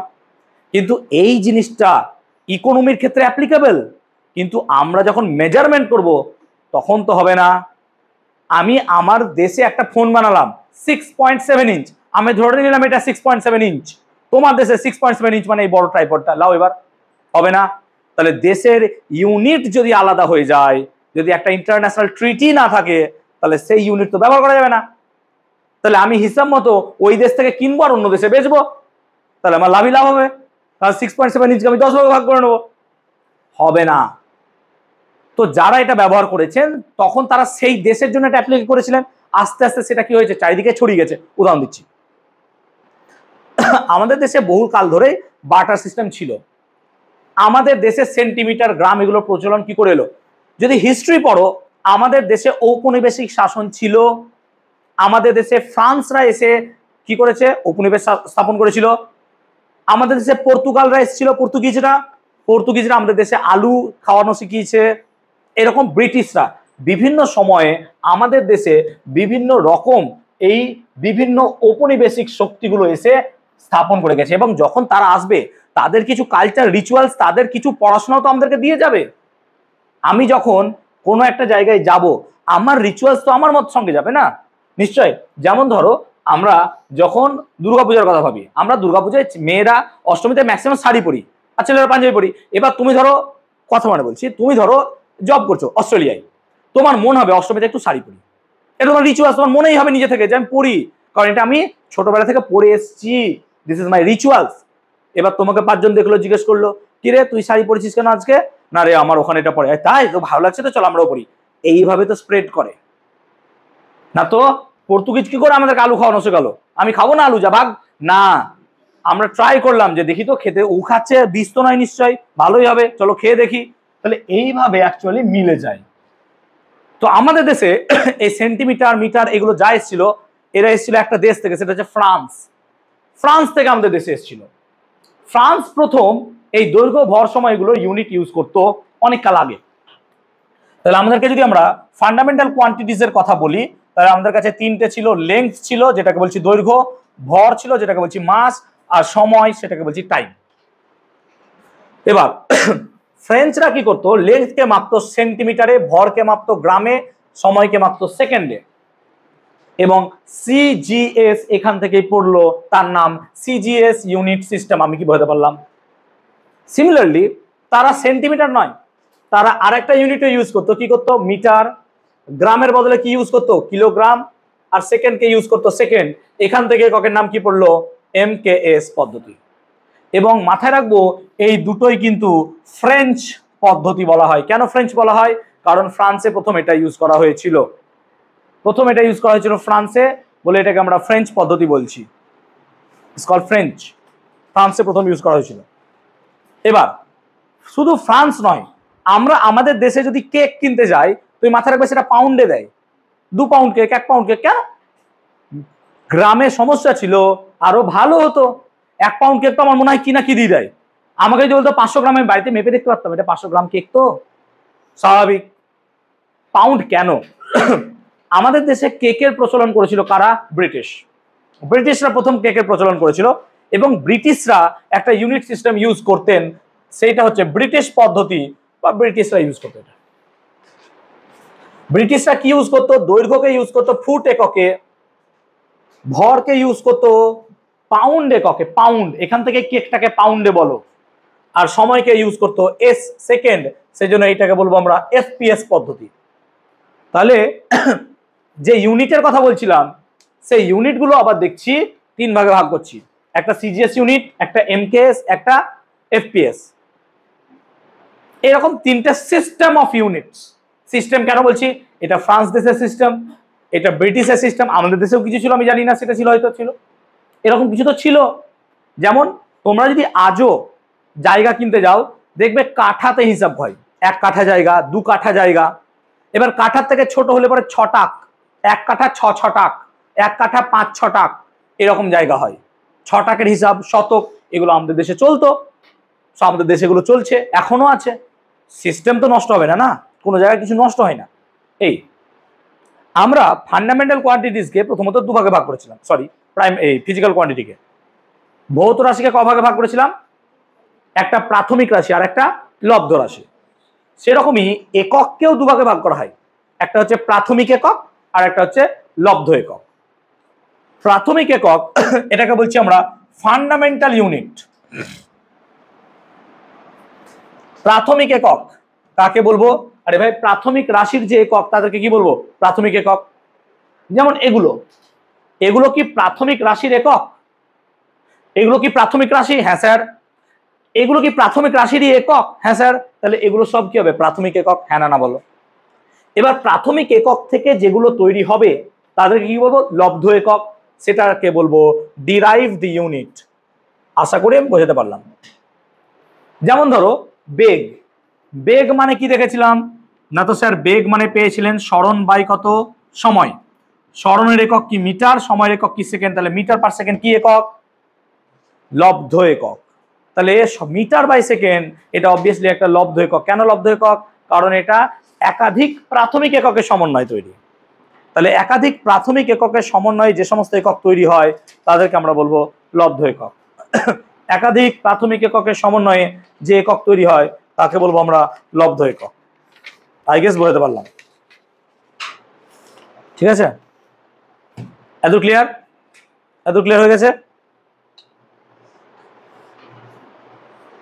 ইন্ডিয়া 217, 41 ওভার, 9 ওভারে হয়ে যাবে।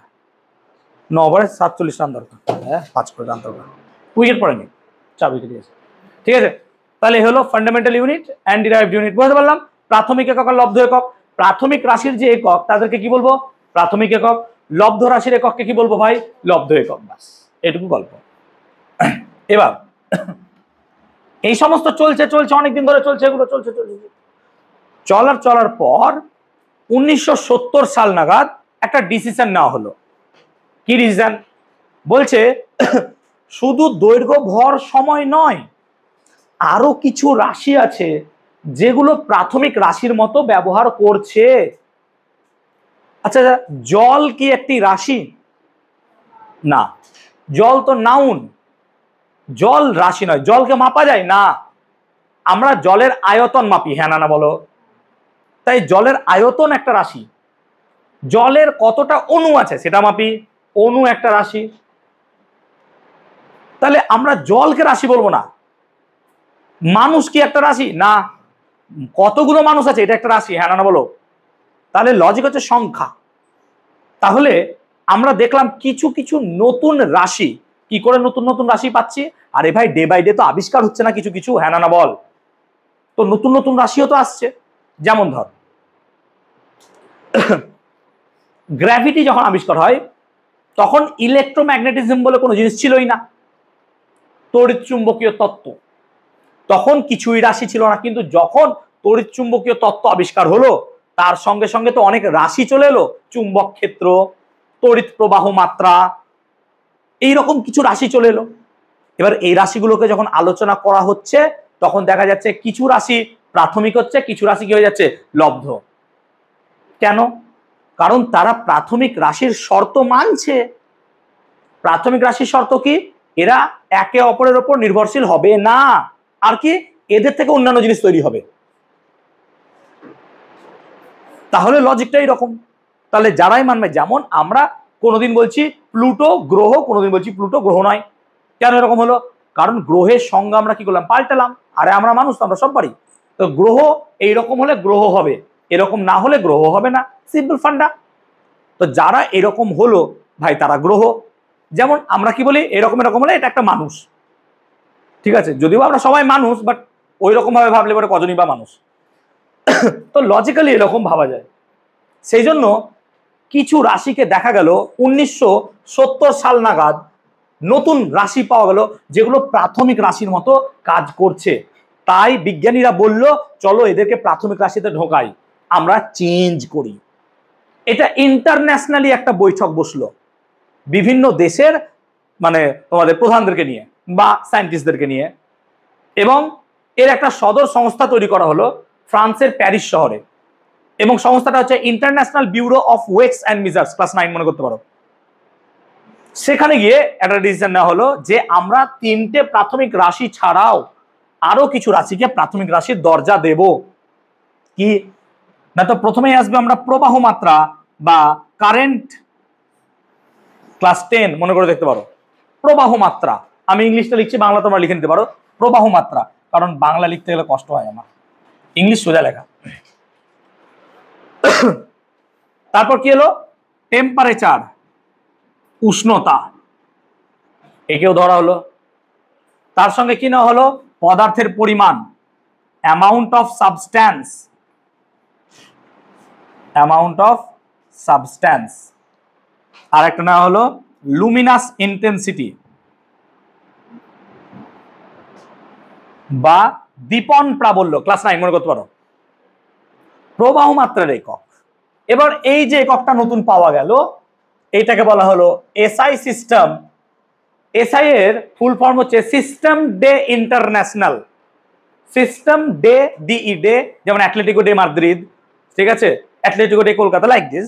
সিস্টেম ডে ইন্টারন্যাশনাল, এসআই, পাতি কথাই ইন্টারন্যাশনাল সিস্টেম।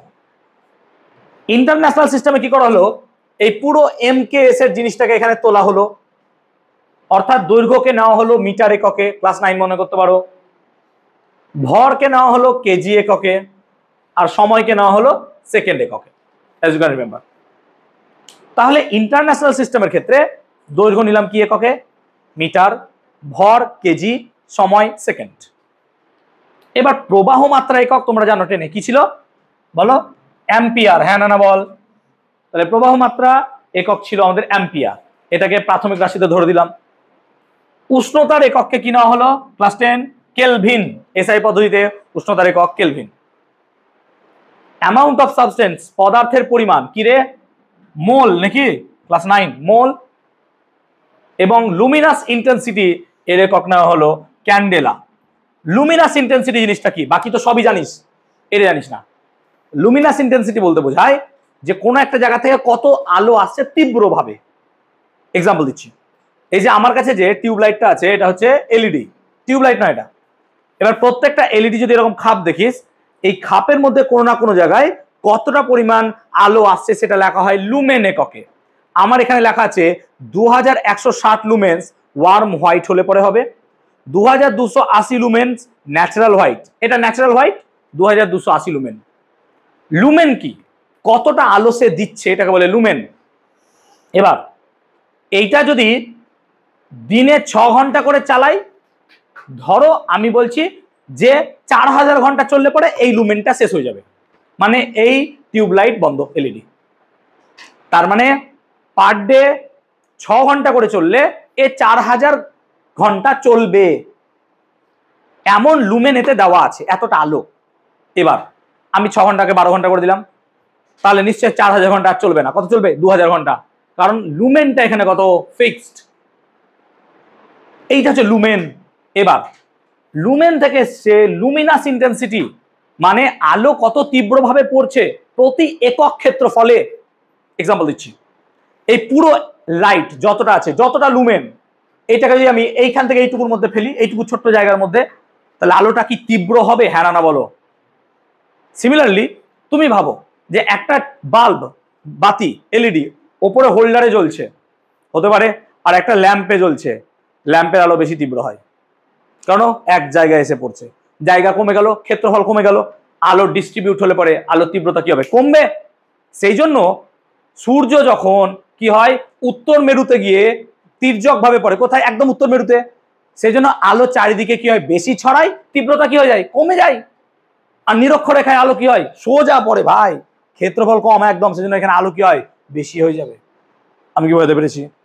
এই লুমিনাস ইন্টেন্সিটিটাকে মাপবো যে একক, সেটা হচ্ছে ক্যান্ডেলা। আবার ক্যান্ডেলাটা কি থেকে এসেছে? ক্যান্ডেল। কেন? আগেকার কালে আলো পাওয়ার সোর্স কি ছিল?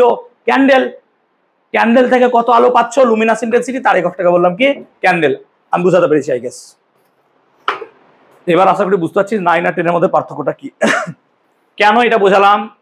বেসিক কোন একটা বই কোশ্চেন করতে যাব, পারবো না, বাস স্যার তো এটা শেখায়নি। এই আরবটা দিতে তো বেশি কিছু লাগে না, খালি মুখের 4টা কথা, স্যার তো শেখায়নি, এই আরবটুকু দিতে বেশি সময় লাগে না। আই গেস বোঝাতে পেরেছি এতগুলো। ক্লিয়ার? এতটুকু ক্লিয়ার হয়ে গেছে ইউনিট সিস্টেম। তাহলে আমরা এখানে মোটামুটি দেখলাম যে আমাদের এসআই সিস্টেমের ক্ষেত্রে ইউনিটগুলো কি কি হয়। ঠিক আছে, এবার আমরা কিছু ডিরাইভড কোয়ান্টিটিস বা লব্ধ রাশির একক সম্বন্ধে পড়বো। দেখো এতদূর পর্যন্ত কি কোনো বুঝতে অসুবিধা? আমি পড়িয়েছি, পেজ নাম্বার তুমি দেখতে পারো 5-এর আগে পর্যন্ত। পেয়েছো 5 নম্বরের ছকটা দেখো উপর পেজে, ওইটা ইংলিশ ভার্সন, তোমাদের বাংলা ভার্সন তো পাবি না। দাঁড়া বাংলা ভার্সনটা খুলে দিই। পেজ নাম্বার তোমরা পাবে,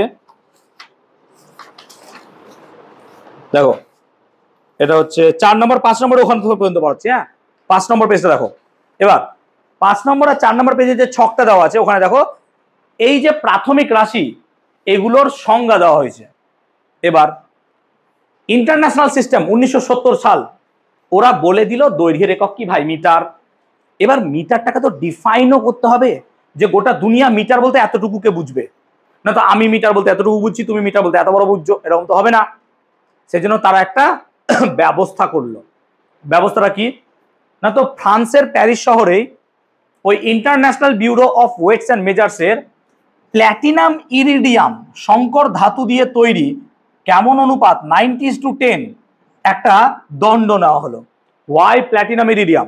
মাথায় রাখবে, ইরিডিয়াম আমাদের পৃথিবীতে পাওয়া যায় না, প্রায় নেই, এটা উল্কাপিণ্ডে পাওয়া যায়।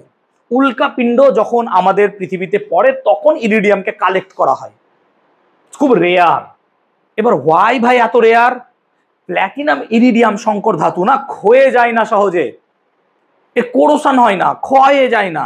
এবার ক্ষয় যদি না হয় তাহলে সেই ধাতুটা অনেকদিন প্রিজার্ভ করা যেতে পারে। এটা একটা অ্যালয়, সংকর ধাতু, তাহলে এটা যেহেতু অনেক দিন ধরে রাখা যেতে পারে, সেই জন্য আমি কি বললাম, প্ল্যাটিনাম ইরিডিয়াম সংকর ধাতু দুটো দাগের মধ্যবর্তী যে দূরত্ব, সেই দূরত্বটাকে আমরা কি বলবো? 1 মিটার। বাস, এবার গোটা দুনিয়াকে জানিয়ে দেওয়া হলো, চলো এটাই 1 মিটার। এবার এটাকে রাখবো কত ডিগ্রিতে? 0 ডিগ্রি সি। হিসাব মতো আজকে যে টেম্পারেচার, তাতে আমি যদি 0 ডিগ্রি সিতে এই স্কেলটা মাপি, আজকে মেজার ঠিক দেবে না। কেন? আজকে যদি 30 ডিগ্রি সেলসিয়াস হয়, 0 থেকে 30 ডিগ্রিতে এর দৈর্ঘ্য বৃদ্ধি পেয়েছে, ক্লাস 10 তাপ অধ্যায়। 30 ডিগ্রি সেলসিয়াস এর দৈর্ঘ্য বেড়ে গেছে, তাই এই মাপটা আর সমান হবে না। সেই জন্য ধাতু দিয়ে স্কেল নির্মিত হয় না, কাঠ দিয়ে নির্মিত হয়। তাহলে এইটাই হচ্ছে ফিক্সড, এটা গোটা দুনিয়াকে জানিয়ে দেওয়া হলো। চলো তাহলে প্ল্যাটিনাম ইরিডিয়াম দিয়ে আমরা বানালাম, এবং এটা হচ্ছে আমাদের কি না, তো ওই 1 মিটারের সংজ্ঞা। এবার 1 মিটারকে যদি 100 ভাগে ভাঙি, তাহলে প্রতিটা ভাগকে আমরা কি বলবো? 1 সেন্টিমিটার। কেন? কারণ 1 মিটার মানে কত হয়? 100 সেন্টিমিটার। তাহলে এই 1 মিটার দৈর্ঘ্যকে যদি আমরা 100 ভাগে ভাঙি, তাহলে তাকে বলবো 100 সেন্টিমিটার। মডার্ন এজ এই সংজ্ঞা মানে না। তারা বলে আইনস্টাইনের তত্ত্ব অনুযায়ী আলো, তার গতিবেগ ফিক্সড, চেঞ্জ হবে না। আমরা আলোর বেগ দিয়ে দূরত্ব মাপবো কিভাবে? চলো, আলোর বেগ কত? আলোর বেগ হয় 3 × 10⁸ মিটার পার সেকেন্ড।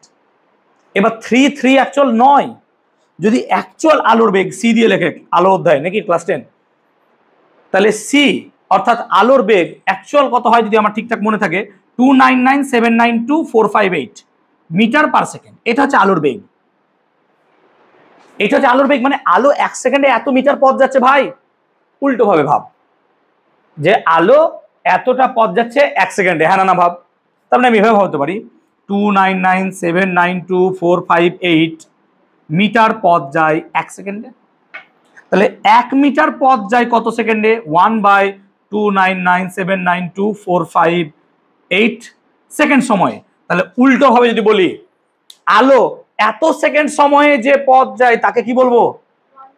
এইটা হচ্ছে তার ডেফিনিশন। তাহলে আলো এত সেকেন্ড সময়ে যে পথ যায় তাকে কি বলবো? 1 মিটার। আমি বুঝাতে পারলাম কি করে সংখ্যাটা এলো না বুঝাতে পারিনি? সিম্পল ঐকিক নিয়ম যে সি এত মিটার পার সেকেন্ড, মানে আলো 1 সেকেন্ডে এতটা পথ যাচ্ছে ভাই। আলো 1 সেকেন্ডে কতটা পথ যাচ্ছে? এতটা। তাহলে এতটা পথ যাচ্ছে 1 সেকেন্ডে, তাহলে 1 মিটার পথ কততে যাচ্ছে? তাহলে স্যার 1/, এত। তাহলে উল্টো ভাবো যে এত সেকেন্ড সময় আলো যাচ্ছে কতটা পথ? 1 মিটার।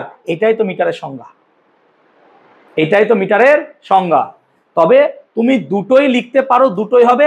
আর সত্যি কথা বলতে গেলে লেখার তো কোনো দরকারই নাই, এমসিকিউ তো, লেখার তো কোনো দরকারই নাই। সো আমরা জাস্ট পড়ছি, ভালোভাবে পড়ো, বেসিকটুকু যেন ক্লিয়ার হয়। আই গেস বোঝাতে পেরেছি, ক্লিয়ার হয়েছে? এইভাবেই আমরা ভরের সংজ্ঞাটাও মনে রাখবো। কিভাবে? সেম, ফ্রান্সের International Bureau of Weights and Measures এর সদর দপ্তরে প্ল্যাটিনাম ইরিডিয়াম সংকর ধাতু দিয়ে তৈরি একটা নিরেট চোং নেওয়া হলো ভাই, নিরেট চোং, এবং এর ভরকে বলা হলো 1 কেজি। তার মানে এটা যদি লজিক্যালি 1 কেজির বাটখারা হয়, যদি 1 কেজি নয় 1 কেজির বাটখারা হয়, এর ভর আর এর ভর কি হবে? সমান। এর ভর আর এর ভর সমান হবে। এটা প্র্যাকটিক্যালের জন্য তোদের করাবো আমি পরে। 1 ভর এর 1 কেজি 1 কেজি সমান হবে, লজিক তো তাই। সেই জন্য গোটা দুনিয়াতে এবার ডিস্ট্রিবিউট করে দেওয়া হলো যে এই ভরটা মানে তোমার 1 কেজি, চলো এটা ইন্টারন্যাশনাল সিস্টেম। এবং একে যদি 1000 ভাগে ভাগি বা 1000 ভাগে ভাগ করি, তাহলে প্রতিটা ভাগকে কি বলবো? 1 গ্রাম। কেন? 1 কেজি মানে কত গ্রাম হয়? আই গেস বোঝাতে পেরেছি, আই গেস বোঝাতে পেরেছি। এইভাবে সেকেন্ডেরও হিসাব করা হলো। সময়, সেকেন্ড কাকে বলে? না তো আমি এখানে দাঁড়িয়ে আছি কোনো এক জায়গায়, ধরো সূর্য সকালে উঠছে, আমি তখন দেখছি সূর্যকে, ঠিক আছে? এবার সূর্য ডুবলো, আবার ডুবে গেল, দিয়ে আবার যখন উদয় হবে এটাকে বলা হয় 1 সোলার ডে, হ্যাঁ না বলো? 1 সৌর দিবস। এবার 1 সৌর দিবস হিসাব করলে দেখা যায় প্রায় 86,400 সেকেন্ড হয় 1 সোলার দিবসে।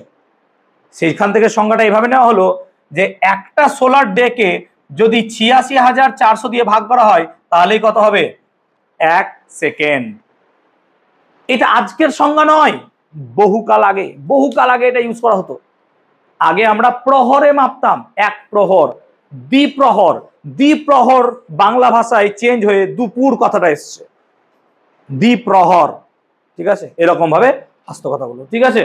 আই গেস বোঝাতে পেরে গেছি, এত ক্লিয়ার হয়ে গেছে আই গেস, যে দৈর্ঘ্য ভর সময় কিভাবে সংজ্ঞায়িত করা হয়। সেইভাবে টেম্পারেচার এগুলো সবকে ডেফিনেশন দেওয়া হয়েছে এবং আমাদের বই দেখো সুন্দরভাবে তার ডেফিনেশন দেওয়া আছে, তুমি দেখতে পারো।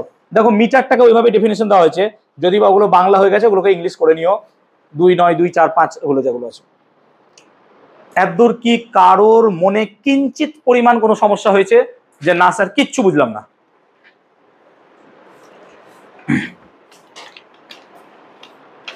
কোন টপিক বুঝতে কোনো অসুবিধা?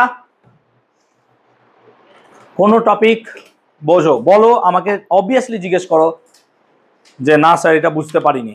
যারা নতুন তারা আমাকে জিজ্ঞেস করতে পারো, পুরোনো হয়তো জেনে নেবে, জানে 9 ওরা ভালো করে পড়িয়েওছি, যদি বা ভুলে গেছে বাদ দাও।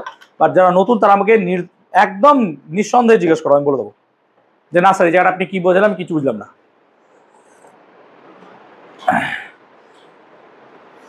এনি ডাউট বলতে পারো, কোনো চিন্তা নাই। সব ক্লিয়ার হয়েছে এত পর্যন্ত? ক্লিয়ার হওয়াটাই স্বাভাবিক, এখানে যদি ডাউট থাকতো তাহলে মুশকিল ছিল। বুঝতে পেরেছিস সঞ্চিতা? বুঝতে পেরেছ? Clear everyone? ক্লিয়ার হয়েছে? প্রগতি বুঝতে পেরেছ? এ হলো ক্লিয়ার। এবার আমরা কতগুলো লব্ধ রাশির একক সম্বন্ধে জানবো, ঠিক আছে? আচ্ছা প্রথমে বলো ক্ষেত্রফল। ক্ষেত্রফলের ইউনিট কি হবে? না তো স্যার দৈর্ঘ্য ইন্টু প্রস্থ, তাহলে মিটার ইন্টু মিটার কত হবে, মিটার স্কোয়ার। তাহলে ক্ষেত্রফলের এককটা পেলাম। এইভাবে দেখো আয়তনের এককও আছে, ঘনত্বের একক, দ্রুতি, বেগ, ত্বরণ, এগুলো সবই জানি নাকি, ভরবেগ টরবেগ এগুলো সব পড়েছো আগে, হ্যাঁ না বলো। সো এখান থেকে আমি যদি দু একটা করাতে চাই, যেমন ধরো অভিকর্ষজ ত্বরণ, এটাকে কি বলি, ত্বরণ। ত্বরণের একক কি হবে, মিটার পার বল সেকেন্ড স্কোয়ার, হ্যাঁ না বল। আমরা বার করব ক্লাস 8-এর একটা জিনিসের, কোনটা, আমরা বার করব সর্বজনীন মহাকর্ষ ধ্রুবক, ক্লাস 8 ক্যাপিটাল জি, সেইটা বার করার চেষ্টা করব। চলো আমরা তাহলে সর্বজনীন মহাকর্ষ ধ্রুবকের একক বার করব। দেখো ভালো করে বোঝো, আমরা বার করছি, চাইছি জি এর একক, জিটাকে বলবো আমরা সর্বজনীন মহাকর্ষ ধ্রুবক বা ইউনিভার্সাল গ্র্যাভিটেশনাল কনস্ট্যান্ট, এটা বার করবো। মনে বুঝতে পারছো তো? ক্লাস 8-এ যদি ফর্মুলাটা মনে করতে পারো, যেটা নিউটন আমাদেরকে দিয়েছিলেন, ক্যাপিটাল এফ সমান G into m1 m2 by r square, I guess মনে আছে অনেকেরই ক্লাস 8-এর জিনিস। আর যদি না মনে থাকে জেনে নাও, নিউটন এটা দিয়েছিল, জেনে শুরু করো। ঠিক আছে, ক্লিয়ার? এবার আমাদেরকে জি এর একক বার করতে হবে। তাহলে আমি কি লিখতে পারি যে ক্যাপিটাল জি সমান F into R square by m1 into m2, বলো হ্যাঁ না? ভালো দেখো, সিম্পল দেখো, ঠিক আছে? দূর। আচ্ছা, এফ এর একক কি হয়, নিউটন। আর মানে তো মিটার, দূরত্ব, তাহলে মিটার স্কোয়ার। আর ভর মানে কেজি ইন্টু কেজি, তাহলে কত হবে, কেজি স্কোয়ার। তাহলে নিশ্চয়ই জি এর একটা এসআই পদ্ধতিতে একক, এটা হবে newton metre square by KG square. এত ক্লিয়ার? আবার যদি তোমরা ক্লাস 9 ভালো করে পড়তে বা 8-এ, তাহলে তুমি জানতে 1 নিউটন মানে লেখা যায় 1 KG into 1 metre per second square. এটা কি জানিস? সত্যি কথা বলবি, হ্যাঁ বা না? কেউ জানিস না এরকম আছিস, বলতে পারিস? কি করে হলো বলতো? দেখ, এফ সমান কত হয়, এম ইন্টু এ। এফ এর একক কি, নিউটন। ভরের একক কি, কেজি। ত্বরণের একক কি? এবার বোঝাতে পেরেছি? যদি তাই হয় তাহলে নিউটনের জায়গায় কি লিখছি, দেখ, কেজি মিটার, আচ্ছা মিটার বাই কত ছিল, সেকেন্ড স্কোয়ার। নিচে কি ছিল, কেজি স্কোয়ার। ওপরে কি ছিল, মিটার স্কোয়ার। বল ঠিক লিখলাম, হ্যাঁ না বল? কিচ্ছু করিনি, আমি নিউটনের জায়গায় বসিয়েছি KG metre per second square. ভালো করে দেখ, এটা নিউটনের জায়গায় KG metre by second square, KG metre by second square, বাকি যা ছিল তাই আছে, দেখ। ঠিক আছে, ভালো করে দেখ। এবার দেখ, কেজি স্কোয়ারের সাথে কেজি কাটলে স্কোয়ার কেটে যায়, তাহলে কেজিটা উপরে গেল, তাহলে মিটার কিউব, দেখ metre metre square metre cube. KG উপরে গেলে কত হবে, কেজি টু দি পাওয়ার -1। আর সেকেন্ড উপরে গেলে সেকেন্ড টু দি পাওয়ার -2। এটাই হচ্ছে জি এর আর একটা একক। তাহলে মহাকর্ষ ধ্রুবকের এইরকম দুটো একক আমরা এখন পর্যন্ত পেলাম ক্যাপিটাল জি এর। তাহলে ক্যাপিটাল জি এর দুটো একক পেলাম, metre cube, KG to the power -1, second to the power -2। I guess বোঝাতে পারলাম, ঠিক আছে? চলো আমরা এবার বার করব চৌম্বক ভেদ্যতার একক, মিউ, মিউ এর একক। ঠিক আছে, এটাকে বলবো আমরা চৌম্বক ভেদ্যতা। তোরা পড়েছিস এরকম একটা জিনিস, কি বলতো, ক্লাস 10-এ পড়েছিস তড়িৎ ভেদ্যতা, হ্যাঁ না বল? ওটাতেও আসবো। তড়িৎ ভেদ্যতা কি ছিল, তড়িৎ ভেদ্যতাটাকে কি দিয়ে লিখতাম আমরা, বল? এপসাইলন, মনে পড়ছে? এপসাইলন। এর একক কে বলতে পারবে ক্লাস 10? তড়িৎ ভেদ্যতার একক এই কিছুদিন আগে পরীক্ষা দিয়ে এলি। শূন্য মাধ্যমে তড়িৎ ভেদ্যতার মান কত বলো? -12।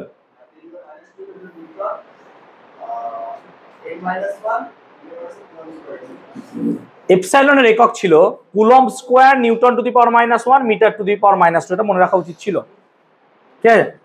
ওকে, চৌম্বক ভেদ্যতার একক কি করে বার করবো স্যার, এ হচ্ছে সমস্যা।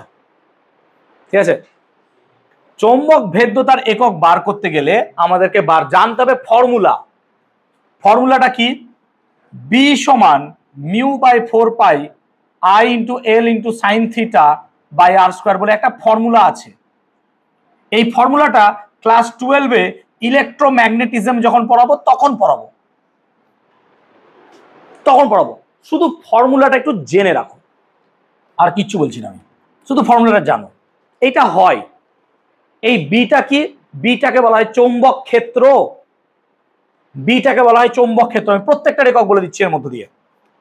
বিটাকে বলছি আমরা চৌম্বক ক্ষেত্র, এর একক হচ্ছে weber per metre square. Class 10-এ পড়িয়েছিলাম, যেটাকে আমরা টেসলা বলি, মনে করে দেখ। তাহলে চৌম্বক ক্ষেত্র বি এর একক হচ্ছে ওয়েবার পার মিটার স্কোয়ার, যাকে আমরা কি বলি? টেসলা। এর সিজিএস পদ্ধতিতে আর একটা একক হয়, কেউ বলতে পারবি? Gauss. Very good. Maxwell per semi square, যাকে কি বলি? গস। এবং তোদের মনে থাকা উচিত 1 টেসলা ইকুয়াল টু 10⁴ গস, ক্লাসে করেছিলাম। Very good. ওকে, এত ক্লিয়ার? এত ক্লিয়ার? যারা জানো না চিন্তা করো না, ভয় পেও না যে এরা কত কি জানে, কিছু জানে না ওরা। আয়ের একক দেখো, আই মানে তো প্রবাহ মাত্রা, হ্যাঁ না না বলো? প্রবাহ মাত্রার একক কি হয়? অ্যাম্পিয়ার, ঠিক বলছি? আচ্ছা, এল মানে তো দৈর্ঘ্য, দৈর্ঘ্যের একক কি হবে? মিটার। এবার অঙ্ক, চলো সাইন থিটার একক কি হয়, কে বলতে পারবে? সাইন থিটার এসআই একক কে পারবে? সাইন থিটার এসআই একক জানা তো উচিত বাবা। স্যার অঙ্ক স্যার না করাইনি, এই তো। সাইন থিটার কোনো একক হয় না, নো একক হয় না, 1। এক্ষুনি বলতে যাচ্ছিলাম যে স্যার তো করাইনি। আচ্ছা ঠিক আছে, সাইন থিটার কোনো একক হয় না, 1 এর একক হয় না। আর আর হচ্ছে দৈর্ঘ্য, দৈর্ঘ্যের একক আবার কি হয় বল? এত ঠিক আছে, এত ঠিক আছে। এবার এখান থেকে কি মিউ এর এককটা আমরা বার করতে পারবো? সব এককগুলো বসিয়ে চলো চেষ্টা করি, দেখি মিউ এর এককটা বার করো। আমি এটা মেরে দিলাম।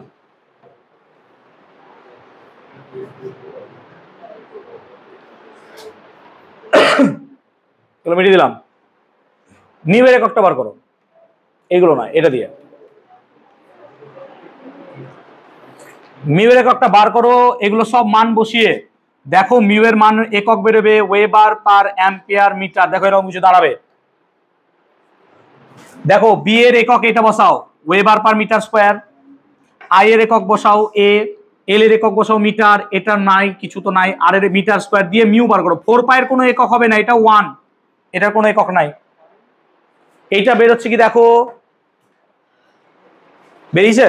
দেখো একবার দেখো,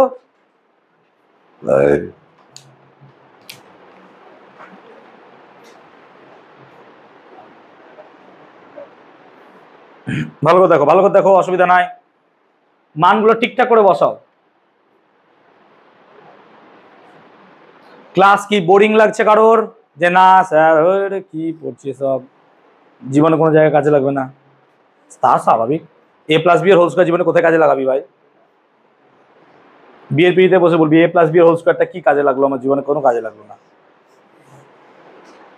আগুনকে দেখবি আর বলবি ঠিক আছে তুই ভালো আছিস, একদিন তোর সঙ্গে তোর মধ্যে আমি যাবোই যাবো। দেখো এটা বেরোচ্ছে, সবার চলে এসছে। না এলে অঙ্ক একটু প্র্যাকটিস করো, অসুবিধা নাই, আসবে। যদি এখান থেকে মিউর না পারার কথা কি বলো, বাড়িতে বেশি প্র্যাকটিস করবে, আসবে। এসছে তো? এবার দেখো, দিকে দেখো, নিশ্চয়ই আসবে। এবার দেখো এই যে ওয়েবার পার অ্যাম্পিয়ার আছে না, ওয়েবার পার অ্যাম্পিয়ার, এই ওয়েবার পার অ্যাম্পিয়ারের আরেকটা নাম আছে, তাকে বলা হয় হেনরি। ওয়েবার পার অ্যাম্পিয়ারের একক কি বললাম? হেনরি। আবার আবার আবার হেনরি এককটা হচ্ছে কার না, তো সাবেশাঙ্কের একক। সাবেশাঙ্কের ইংলিশ কি? ইন্ডাকট্যান্স। মাথায় রাখবি, সব গুলিয়ে যাবে। তাহলে ওয়েবার পার অ্যাম্পিয়ারটাকে কি বলছি? তার নাম কি? হেনরি। হেনরি কার একক? সাবেশাঙ্কের একক। তোদের নোটসে আছে, বা আমি আজকে টিপিবি দেবো, সেটা আছে। এবার তাহলে চৌম্বক ভেদ্যতার একক কি দাঁড়ালো? হেনরি পার, বলা তো ঠিক, ঠিক আছে। তাহলে এইভাবে আমরা কি করব? বিভিন্ন লব্ধ রাশির এককগুলোকে বার করব। তোমাদের বাংলা ভার্সনের থেকে ইংলিশ ভার্সনে এই লব্ধ রাশির এককগুলো কিছু পরিমাণ হয়তো বেশি দেওয়া হয়তো আছে, মেবি, আমি জানি না ঠিক। ঠিক আছে, তোমরা এখান থেকে একটু দেখে নিতে পারো, তোমাদের কারো যদি বন্ধুদের ইংলিশ ভার্সন থাকে। আর তোমাদের বই আশা করি দিয়ে রেখেছি, এই যে এই পেজটা, হ্যাঁ এই পেজটা। তো এটা আমি হয়তো বাংলা ভার্সনে দেওয়া হয়নি, ক্লিয়ার? বন্ধুর কাছ থেকে একবার দেখে নিও, ইংলিশ ভার্সনে আছে, ঠিক আছে। ওকে, এবার আমরা পড়ব দুটো বিষয়। একটা হচ্ছে কোণ আর ঘনকোণ, এই দুটো নিয়ে একটু আলোচনা করব। কোণ এবং ঘনকোণ। কোণ কাকে বলে? না তো কোনো একটা কণা এখান থেকে জার্নি শুরু করে এত দূর গেল, সিম্পল ভাষায় স্যার এটাই কোণ। বাই ডেফিনিশন কোনকে কিভাবে ডিফাইন করা হয় ম্যাথমেটিক্যালি? কোন যদি থিটা হয়, থিটা সমান কি লিখবো বলো? হ্যাঁ, কে কে জোরে বল। এস বাই আর, মানে এইটা যদি ডিস্টেন্স হয় এস, এইটা যদি আর হয়, তাহলে mathematically sir S by R true, ঠিক তো? থিটা মানে এস বাই আর হয়। এখন এই যে থিটা, এটাও কারোর উপর নির্ভর করে না, অ্যাজ এ ইন্ডিপেন্ডেন্ট কাজ করে। মানে কোনো জায়গা থেকে তুমি থিটাকে তৈরি করতে পারবে না, এটা অ্যাজ এ ইন্ডিপেন্ডেন্ট কাজ করে। কিন্তু আবার এটা এস বাই আর এর রেশিওর উপর ডিপেন্ড করে, ইয়েস অর নো? সেই জন্য থিটাকে নিয়ে খুব গন্ডগোল, যে এটা অনেকটা মনে হচ্ছে প্রাইমারি ইউনিটের মতো, হ্যাঁ না বলো? আবার মনে হচ্ছে না প্রাইমারি নয়, কারণ এস বাই আর এর রেশিওর উপর ডিপেন্ড করছে। সেই জন্য থিটাটাকে আমরা বলবো সাপ্লিমেন্টারি কোয়ান্টিটি, এবং এর ইউনিট থিটা, কোনের ইউনিট কি হয়? রেডিয়ান। তাকে আমরা ছোট করে বলি র্যাড। এটাকে বলবো সাপ্লিমেন্টারি ইউনিট। তোমাদের কোশ্চেন থাকতে পারে যে একটা সাপ্লিমেন্টারি ইউনিট কোনটা, তখন তুমি লিখবে অবভিয়াসলি রেডিয়ান। যদি সাপ্লিমেন্টারি কোয়ান্টিটি বলে, এটাকে বলবো আমরা অ্যাঙ্গেল। ক্লিয়ার? শুধুমাত্র অ্যাঙ্গেল নয়, আরো একটা অ্যাঙ্গেল আছে। যেমন ধরো এটা যদি একটা এরিয়া হয়, সাম একটা এরিয়া, এবার এই এরিয়া আমি যদি খুব মোটা মোটা করে বলি যে একটা শঙ্কুর মতো স্ট্রাকচার ধারণ করছে, ধরো হতে পারে। তাহলে যদি শঙ্কুর মতো স্ট্রাকচার ধারণ করে, শঙ্কুর মতো স্ট্রাকচার ধারণ করে, তাহলে কুলফির মতো নাকি রে, কুলফির মতো স্ট্রাকচার নেবে, ঠিক তো? এবার কুলফির ভেতরে যে কোণটা তৈরি হবে, সেটা দেখো 2D কোণ হবে না, হ্যাঁ না বলো? ওটা অ্যাকচুয়ালি কি কোণ দাঁড়াবে? 3D তে কোণ দাঁড়াবে। কিন্তু এই কোণটা কেমন কোণ দাঁড়াচ্ছে? 2D কোণ। তাই এটাকে বলা হয় প্লেন অ্যাঙ্গেল, এটাকে বলা হয় প্লেন অ্যাঙ্গেল। এইটাকে বলবো আমরা সলিড অ্যাঙ্গেল। সো এই অ্যাঙ্গেলটাকে আমরা নতুন নাম দেব, and that can be called as solid angle. Solid angle, okay, solid angle. এবার এই সলিড অ্যাঙ্গেলটা কিভাবে বার করবো স্যার? না, তো সলিড অ্যাঙ্গেলকে ওমেগা দিয়ে ডিফাইন করব, ওমেগা, নট থিটা, ওমেগা। এবং ওমেগা মানে কত হবে? এই যে এরিয়াটা দেখছো এখানে, এরিয়া বাই এখান থেকে ডিস্টেন্সটা যদি আর হয়, তাহলে বাই আর স্কোয়ার। এটা হচ্ছে আমার সিম্পল ভাষায় ওই solid angle, area by R square. এটা বিভিন্ন জায়গায় বিভিন্ন রকম ভাবে ইউজ করব। এই যে ওমেগার কথাটা বললাম, এটা দেখবে থ্রু আউট 11-এ কাজে লাগবে না, কিন্তু 12-এর ফার্স্ট চ্যাপ্টারে এটা কাজে লাগছে আমার। গাউস থিওরেম যখন পড়াবো, বা গস থিওরেম, ওই গস থিওরেম কিন্তু এটা কাজে লাগবে। সো এই ওমেগার ফান্ডাটা কিন্তু ভুলে যেও না, মাথায় রাখবে। এত ক্লিয়ার হয়ে গেছে মোটামুটি সবার? ওকে, এবার দেখো তোমাদের বইয়ে চলে যাও page number 10, Bangla version, English version নয় কিন্তু, হ্যাঁ ইংলিশ ভার্সন নয়, পেজ নাম্বার 10। এখানে দেখো আমরা এখানে লিখছি কি, যে কনভার্সন অফ ইউনিটস, এককের রূপান্তর, ওই টপিকটা দেখো পেজ নাম্বার 11-তে দেখো, 11 এককের রূপান্তর। এই একক রূপান্তরটা আমরা এখানে পড়ে নেব, বাকিগুলো সব ডাইমেনশন থেকে আছে। এককের রূপান্তর মানে কি?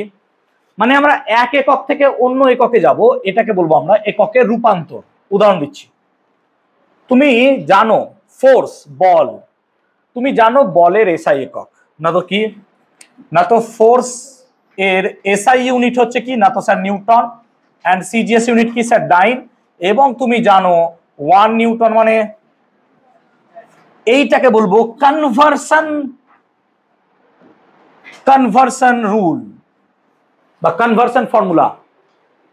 মানে নিউটন থেকে ডাইনে যেতে গেলে যেটা লাগছে সম্পর্কটা 10⁵ এর, এটা হচ্ছে কনভার্সন। যেমন তুমি জানো কি, দেখো 1 কেজি মানে কত গ্রাম? 1000 গ্রাম, এটাও তাহলে কনভার্সন, হ্যাঁ না বলো? যেমন 1 মিটার মানে কত? 10 স্কোয়ার সেমি, হ্যাঁ না বলো? এটাও কনভার্সন।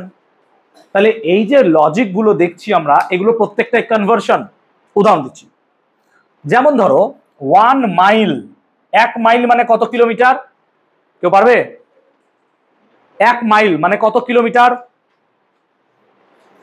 রে কোন জগতে আছিস? ইন্ডিয়া জিতে গেছে, তুই চিন্তা করিস না বাবা।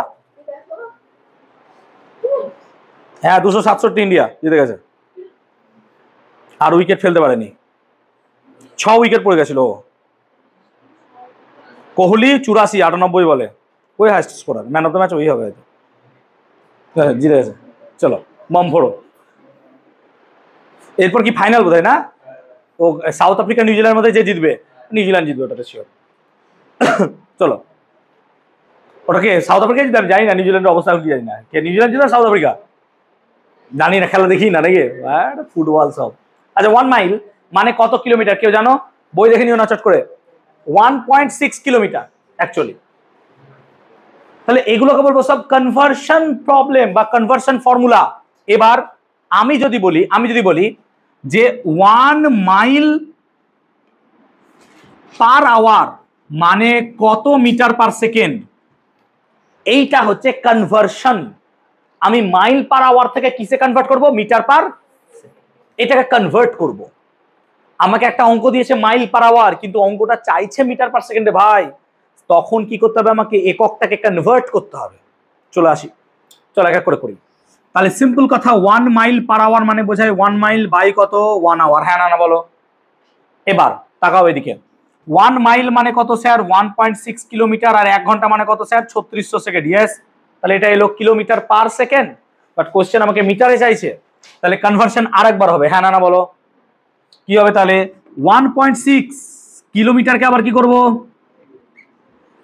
হ্যাঁ না বলো? তাহলে এইটাই কি কনভার্সন হয়ে গেল আমার?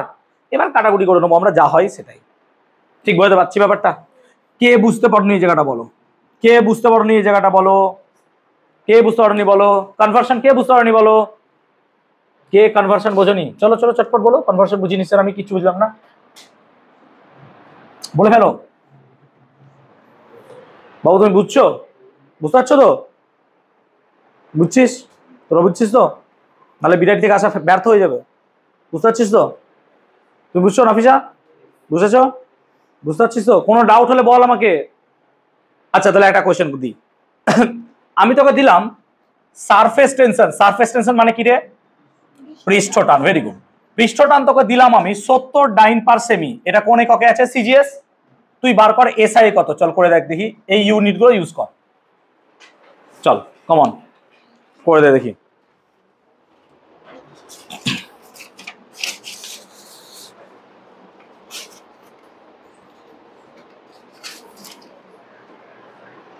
প্লিজ তাড়াতাড়ি করো।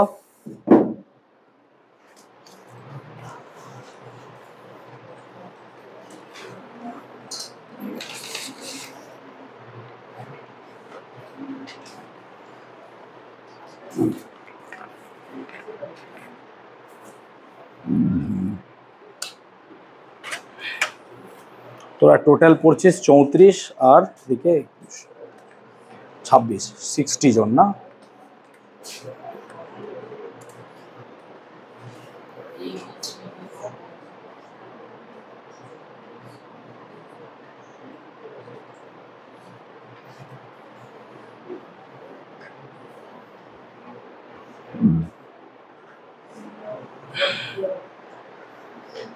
বলবে চলো চলো তাড়াতাড়ি করো।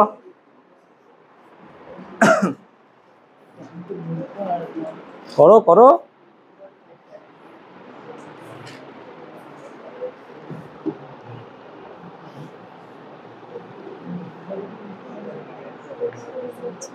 বুঝতে পারছিস না? করে দেবো। ডাউট আছে কি এখনো পর্যন্ত? ডাউট হয়েছে? কিছু হয়নি? এবার হয়েছে তো? চল। হ্যাঁ 70/10 কিউব। 70/10 কিউব। 70/10 কিউব। আচ্ছা যাদের হয়নি তাদের দেখো, অসুবিধা নাই, না হলে কোনো চিন্তা নাই, আমি আছি তো। এই যে দাও, তোমাকে ডাইন পার সেমিতে নিয়ে যেতে হবে। মানে ডাইন পার সেমিতে দিয়েছে মানে লজিক হচ্ছে কি 70 ডাইন পার সেমি, এটা ভাব। এটা তোকে এসআই নিয়ে যেতে হবে, মানে সামহাও তোকে নিউটন নিয়ে যেতে হবে। আর সেমিকে কিসে নিয়ে যেতে হবে? মিটার। তাহলে কনভার্সন দেখ। আচ্ছা 1 নিউটন মানে এত ডাইন, তাহলে 1 ডাইন মানে কি আমি লিখবো 1/10⁵ নিউটন। হ্যাঁ না বল? তাই তো? তার মানে ডাইনের জায়গায় কত লিখবো ভাই? 1/10⁵ নিউটন। কি ভুল লিখলাম বল? কি ভুল লিখলাম বল? এবার সেমি চলে আয় এখানে। তাহলে এগেইন এখানে কি লিখবো? 1 সেমি মানে 1/10² মিটার। কি ভুল লিখলাম বল? তার মানে এখানে কত লিখবো? 1/10² মিটার। বাস আমার তো চলে এলো। আর তার সাথে কত গুণ করতে হবে?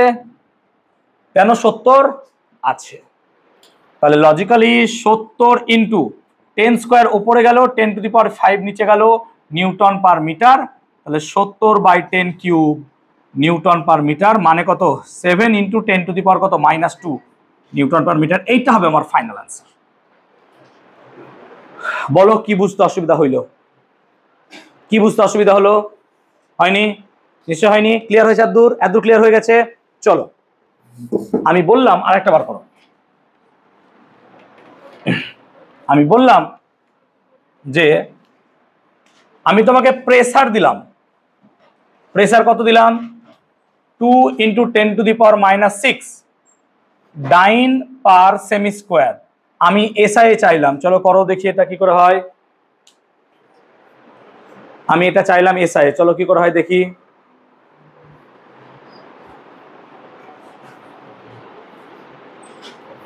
এই পুরো ক্লাস রেকর্ডেড থাকছে, তোমরা বাড়ি বসে দেখতে পারো, চিন্তা করো না, ঠিক আছে? তবে ক্লাসে মন দেবে এবং অবভিয়াসলি আজকের পড়াটা আজকে করে নেবে। এমন যেন না হয় যে আজকের পড়া লেট হয়ে যাচ্ছে। না স্যার করবো, ঠিক আছে, স্যারের পড়া তো নেক্সট স্যাটারডে বিকেলে বসবো, আধ ঘন্টা চোখ বোলালে হয়ে যাবে। ভাই আমি আইনস্টাইন, আধ ঘন্টা আমার জন্য মোর দ্যান এনাফ। আইনস্টাইন গিরি ফলিও না, মইরা যাবা।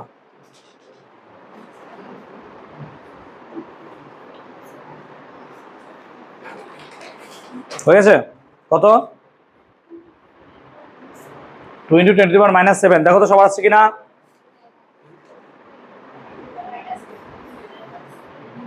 2 × 10⁻⁻7 দেখবো সবাই।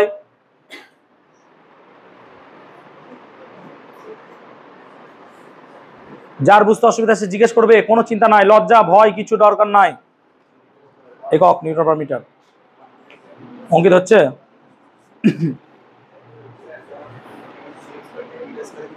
কি সেমি স্কোয়ার? সেমি মানে কত?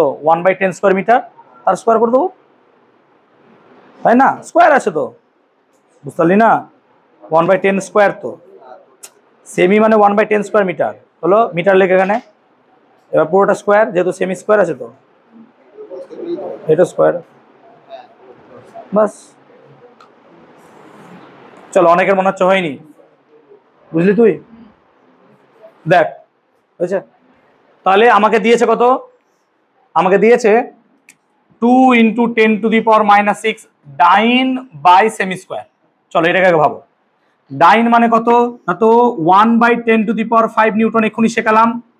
আর সেমি মানে কত? 1/10 স্কোয়ার মিটার। এই জায়গাটায় দেখো, এই জায়গাটা দেখো, 1/10 স্কোয়ার মিটার, কিন্তু সেমির মাথায় কি আছে? 2। তাহলে আমাকে মাথায় কত দিতে হবে? অ্যাকচুয়ালি স্কোয়ার করতে হবে। বুঝতে পারলাম ব্যাপারটা? বাস, এবার তুমি কাটাকুটি করো, দেখো এটা আসবে 2 × 10⁻⁻7 নিউটন পার মিটার স্কোয়ার। এটা হচ্ছে কনভার্সন। আমি কি বলতে পারলাম? কনভার্সন। এতদূর কি ক্লিয়ার হলো? কোনো জায়গায় কোনো সমস্যা বলতে পারো? এনি ডাউট নেই? তাহলে এই যে যতটা পড়ানো হলো তার উপর ভিত্তি করে আমি একটা টিপিপি, নট ডিপিপি, ডিপিপি মানে ডেইলি প্র্যাকটিস প্রবলেম, আমি ডেইলি তোমাকে দিতে পারবো না, স্বাভাবিক ভাই। আমি তোমাকে টিপিপি দিতে পারবো, টপিক ওয়াইজ প্র্যাকটিস প্রবলেম, ঠিক আছে? সো টপিক ওয়াইজ কেন? আমি যে টপিকটা পড়ালাম এই টপিকের উপর কিছু কোয়েশ্চেন যেগুলো জয়েন্টে আসার মতো, নিটে আসার মতো, তোমাদের বোর্ডে আসার মতো সেরকম কিছু কোয়েশ্চেন। তবে এখানে বোর্ড বেশি গুরুত্ব দেবো, জয়েন্ট নিট গুরুত্ব বোর্ডের ক্লাসে কম দেবো, স্বাভাবিক ভাই। তার জন্য জয়েন্ট নিটের ক্লাস আলাদা হবে, সেখানে জয়েন্ট নিটকে বেশি গুরুত্ব দেবো। তো এইরকম কিছু কোয়েশ্চেন এখানে চয়েস করা হয়েছে। 20টা কোয়েশ্চেন দেওয়া আছে। এখানে ওএমআর দিইনি, কেন দিইনি ভাই? ওএমআর যখন পরীক্ষার মতন গোল করবো, এখানে তো প্র্যাকটিসের জন্য। এবার ইংলিশ ভার্সন আছে, বাংলা ভার্সন আছে। তোমরা বাংলা ভার্সন বাংলা দেখবে। যদি কারোর মনে হয় যে না একটু ইংলিশটা করে দেখি তো আমি পারলেও পারতে পারি, তাদের জন্য ইংলিশ। কারণ এখান থেকে তোমাদের যদি কারোর মনে হয় যে না আমি ইংলিশ ভার্সন ব্যাচে যাব, সে যেতে পারো। তাই তোমাদেরকে দুটো ভার্সনই, এখন আমি 4টে এরকম টিপিপি দেবো, 4টেতে আমি 2টো ভার্সন দেবো। তারপর থেকে ইংলিশ ভার্সন আলাদা, বাংলা ভার্সন আলাদা। কেন 4টে দিচ্ছি বুঝতে পারছো তো? তোমাদের কথা ভেবে, যে তোমাদের যদি কেউ মনে হয় যে না আমি ইংলিশ ভার্সন যাব, সে যেতে পারো। আশা করবো এই টিপিপির 20টা কোশ্চেনের মধ্যে অ্যাটলিস্ট 15টা 18টা কোশ্চেন আমরা মোটামুটি বাড়িতে সলভ করে নেবো। 2-1টা যেটা পারবো না সেটা তো আমি আছি, আর যদি সবই পেরে যাও খুবই ভালো। তার জন্য সব পারতেই হবে আমি দিব্যি দিইনি। তার জন্য গুগল লেন্স খুললাম, চলো কোশ্চেন মারো আর গুগলে বার করো, ওরকম করার দরকার নাই। এরকম অনেক কিছুই আছে যারা এগুলো সলভ করতে পারে, ডাউট নাট আছে, এরকম অনেক কিছুই আছে, তোমরা আস্তে আস্তে সবই জেনে যাবা। প্লিজ এগুলো বাদে নিজে করো। আমার কাছে তুমি সাবাসি পেয়ে কিছু লাভ হবে না, যে না আরে বাবা তুই 20টা 20 পেয়ে গেছিস। তুমি নিজে কি শিখছো সেটাই তোমার আলটিমেটলি কাজে লাগবে ভাই। সো প্লিজ তুমি তোমার নোটসের হেল্প নিতে পারো, যে নোটসটা পড়ি, ও আচ্ছা এই কোশ্চেনটা স্যার এখান থেকে করেছে, আচ্ছা ওই জায়গাটা আন্ডারলাইন করি, একটা হোয়াইটনার দিই, এটা কাজে লাগবে, কিন্তু ওই গুগল থেকে কাজে লাগবে না। প্লিজ সেই জায়গাটা অ্যাভয়েড করো, ঠিক আছে? আজকের ক্লাসের টপিকগুলো কি সব বোঝাতে পেরেছি? কোনো ডাউট আছে বলতে পারো। কোনো ডাউটেড কোনো টপিক আছে? কোনো ডাউটেড টপিক যে না এই টপিকটা আমার ডাউট লেগেছে? নেই? চলো ঠিক আছে।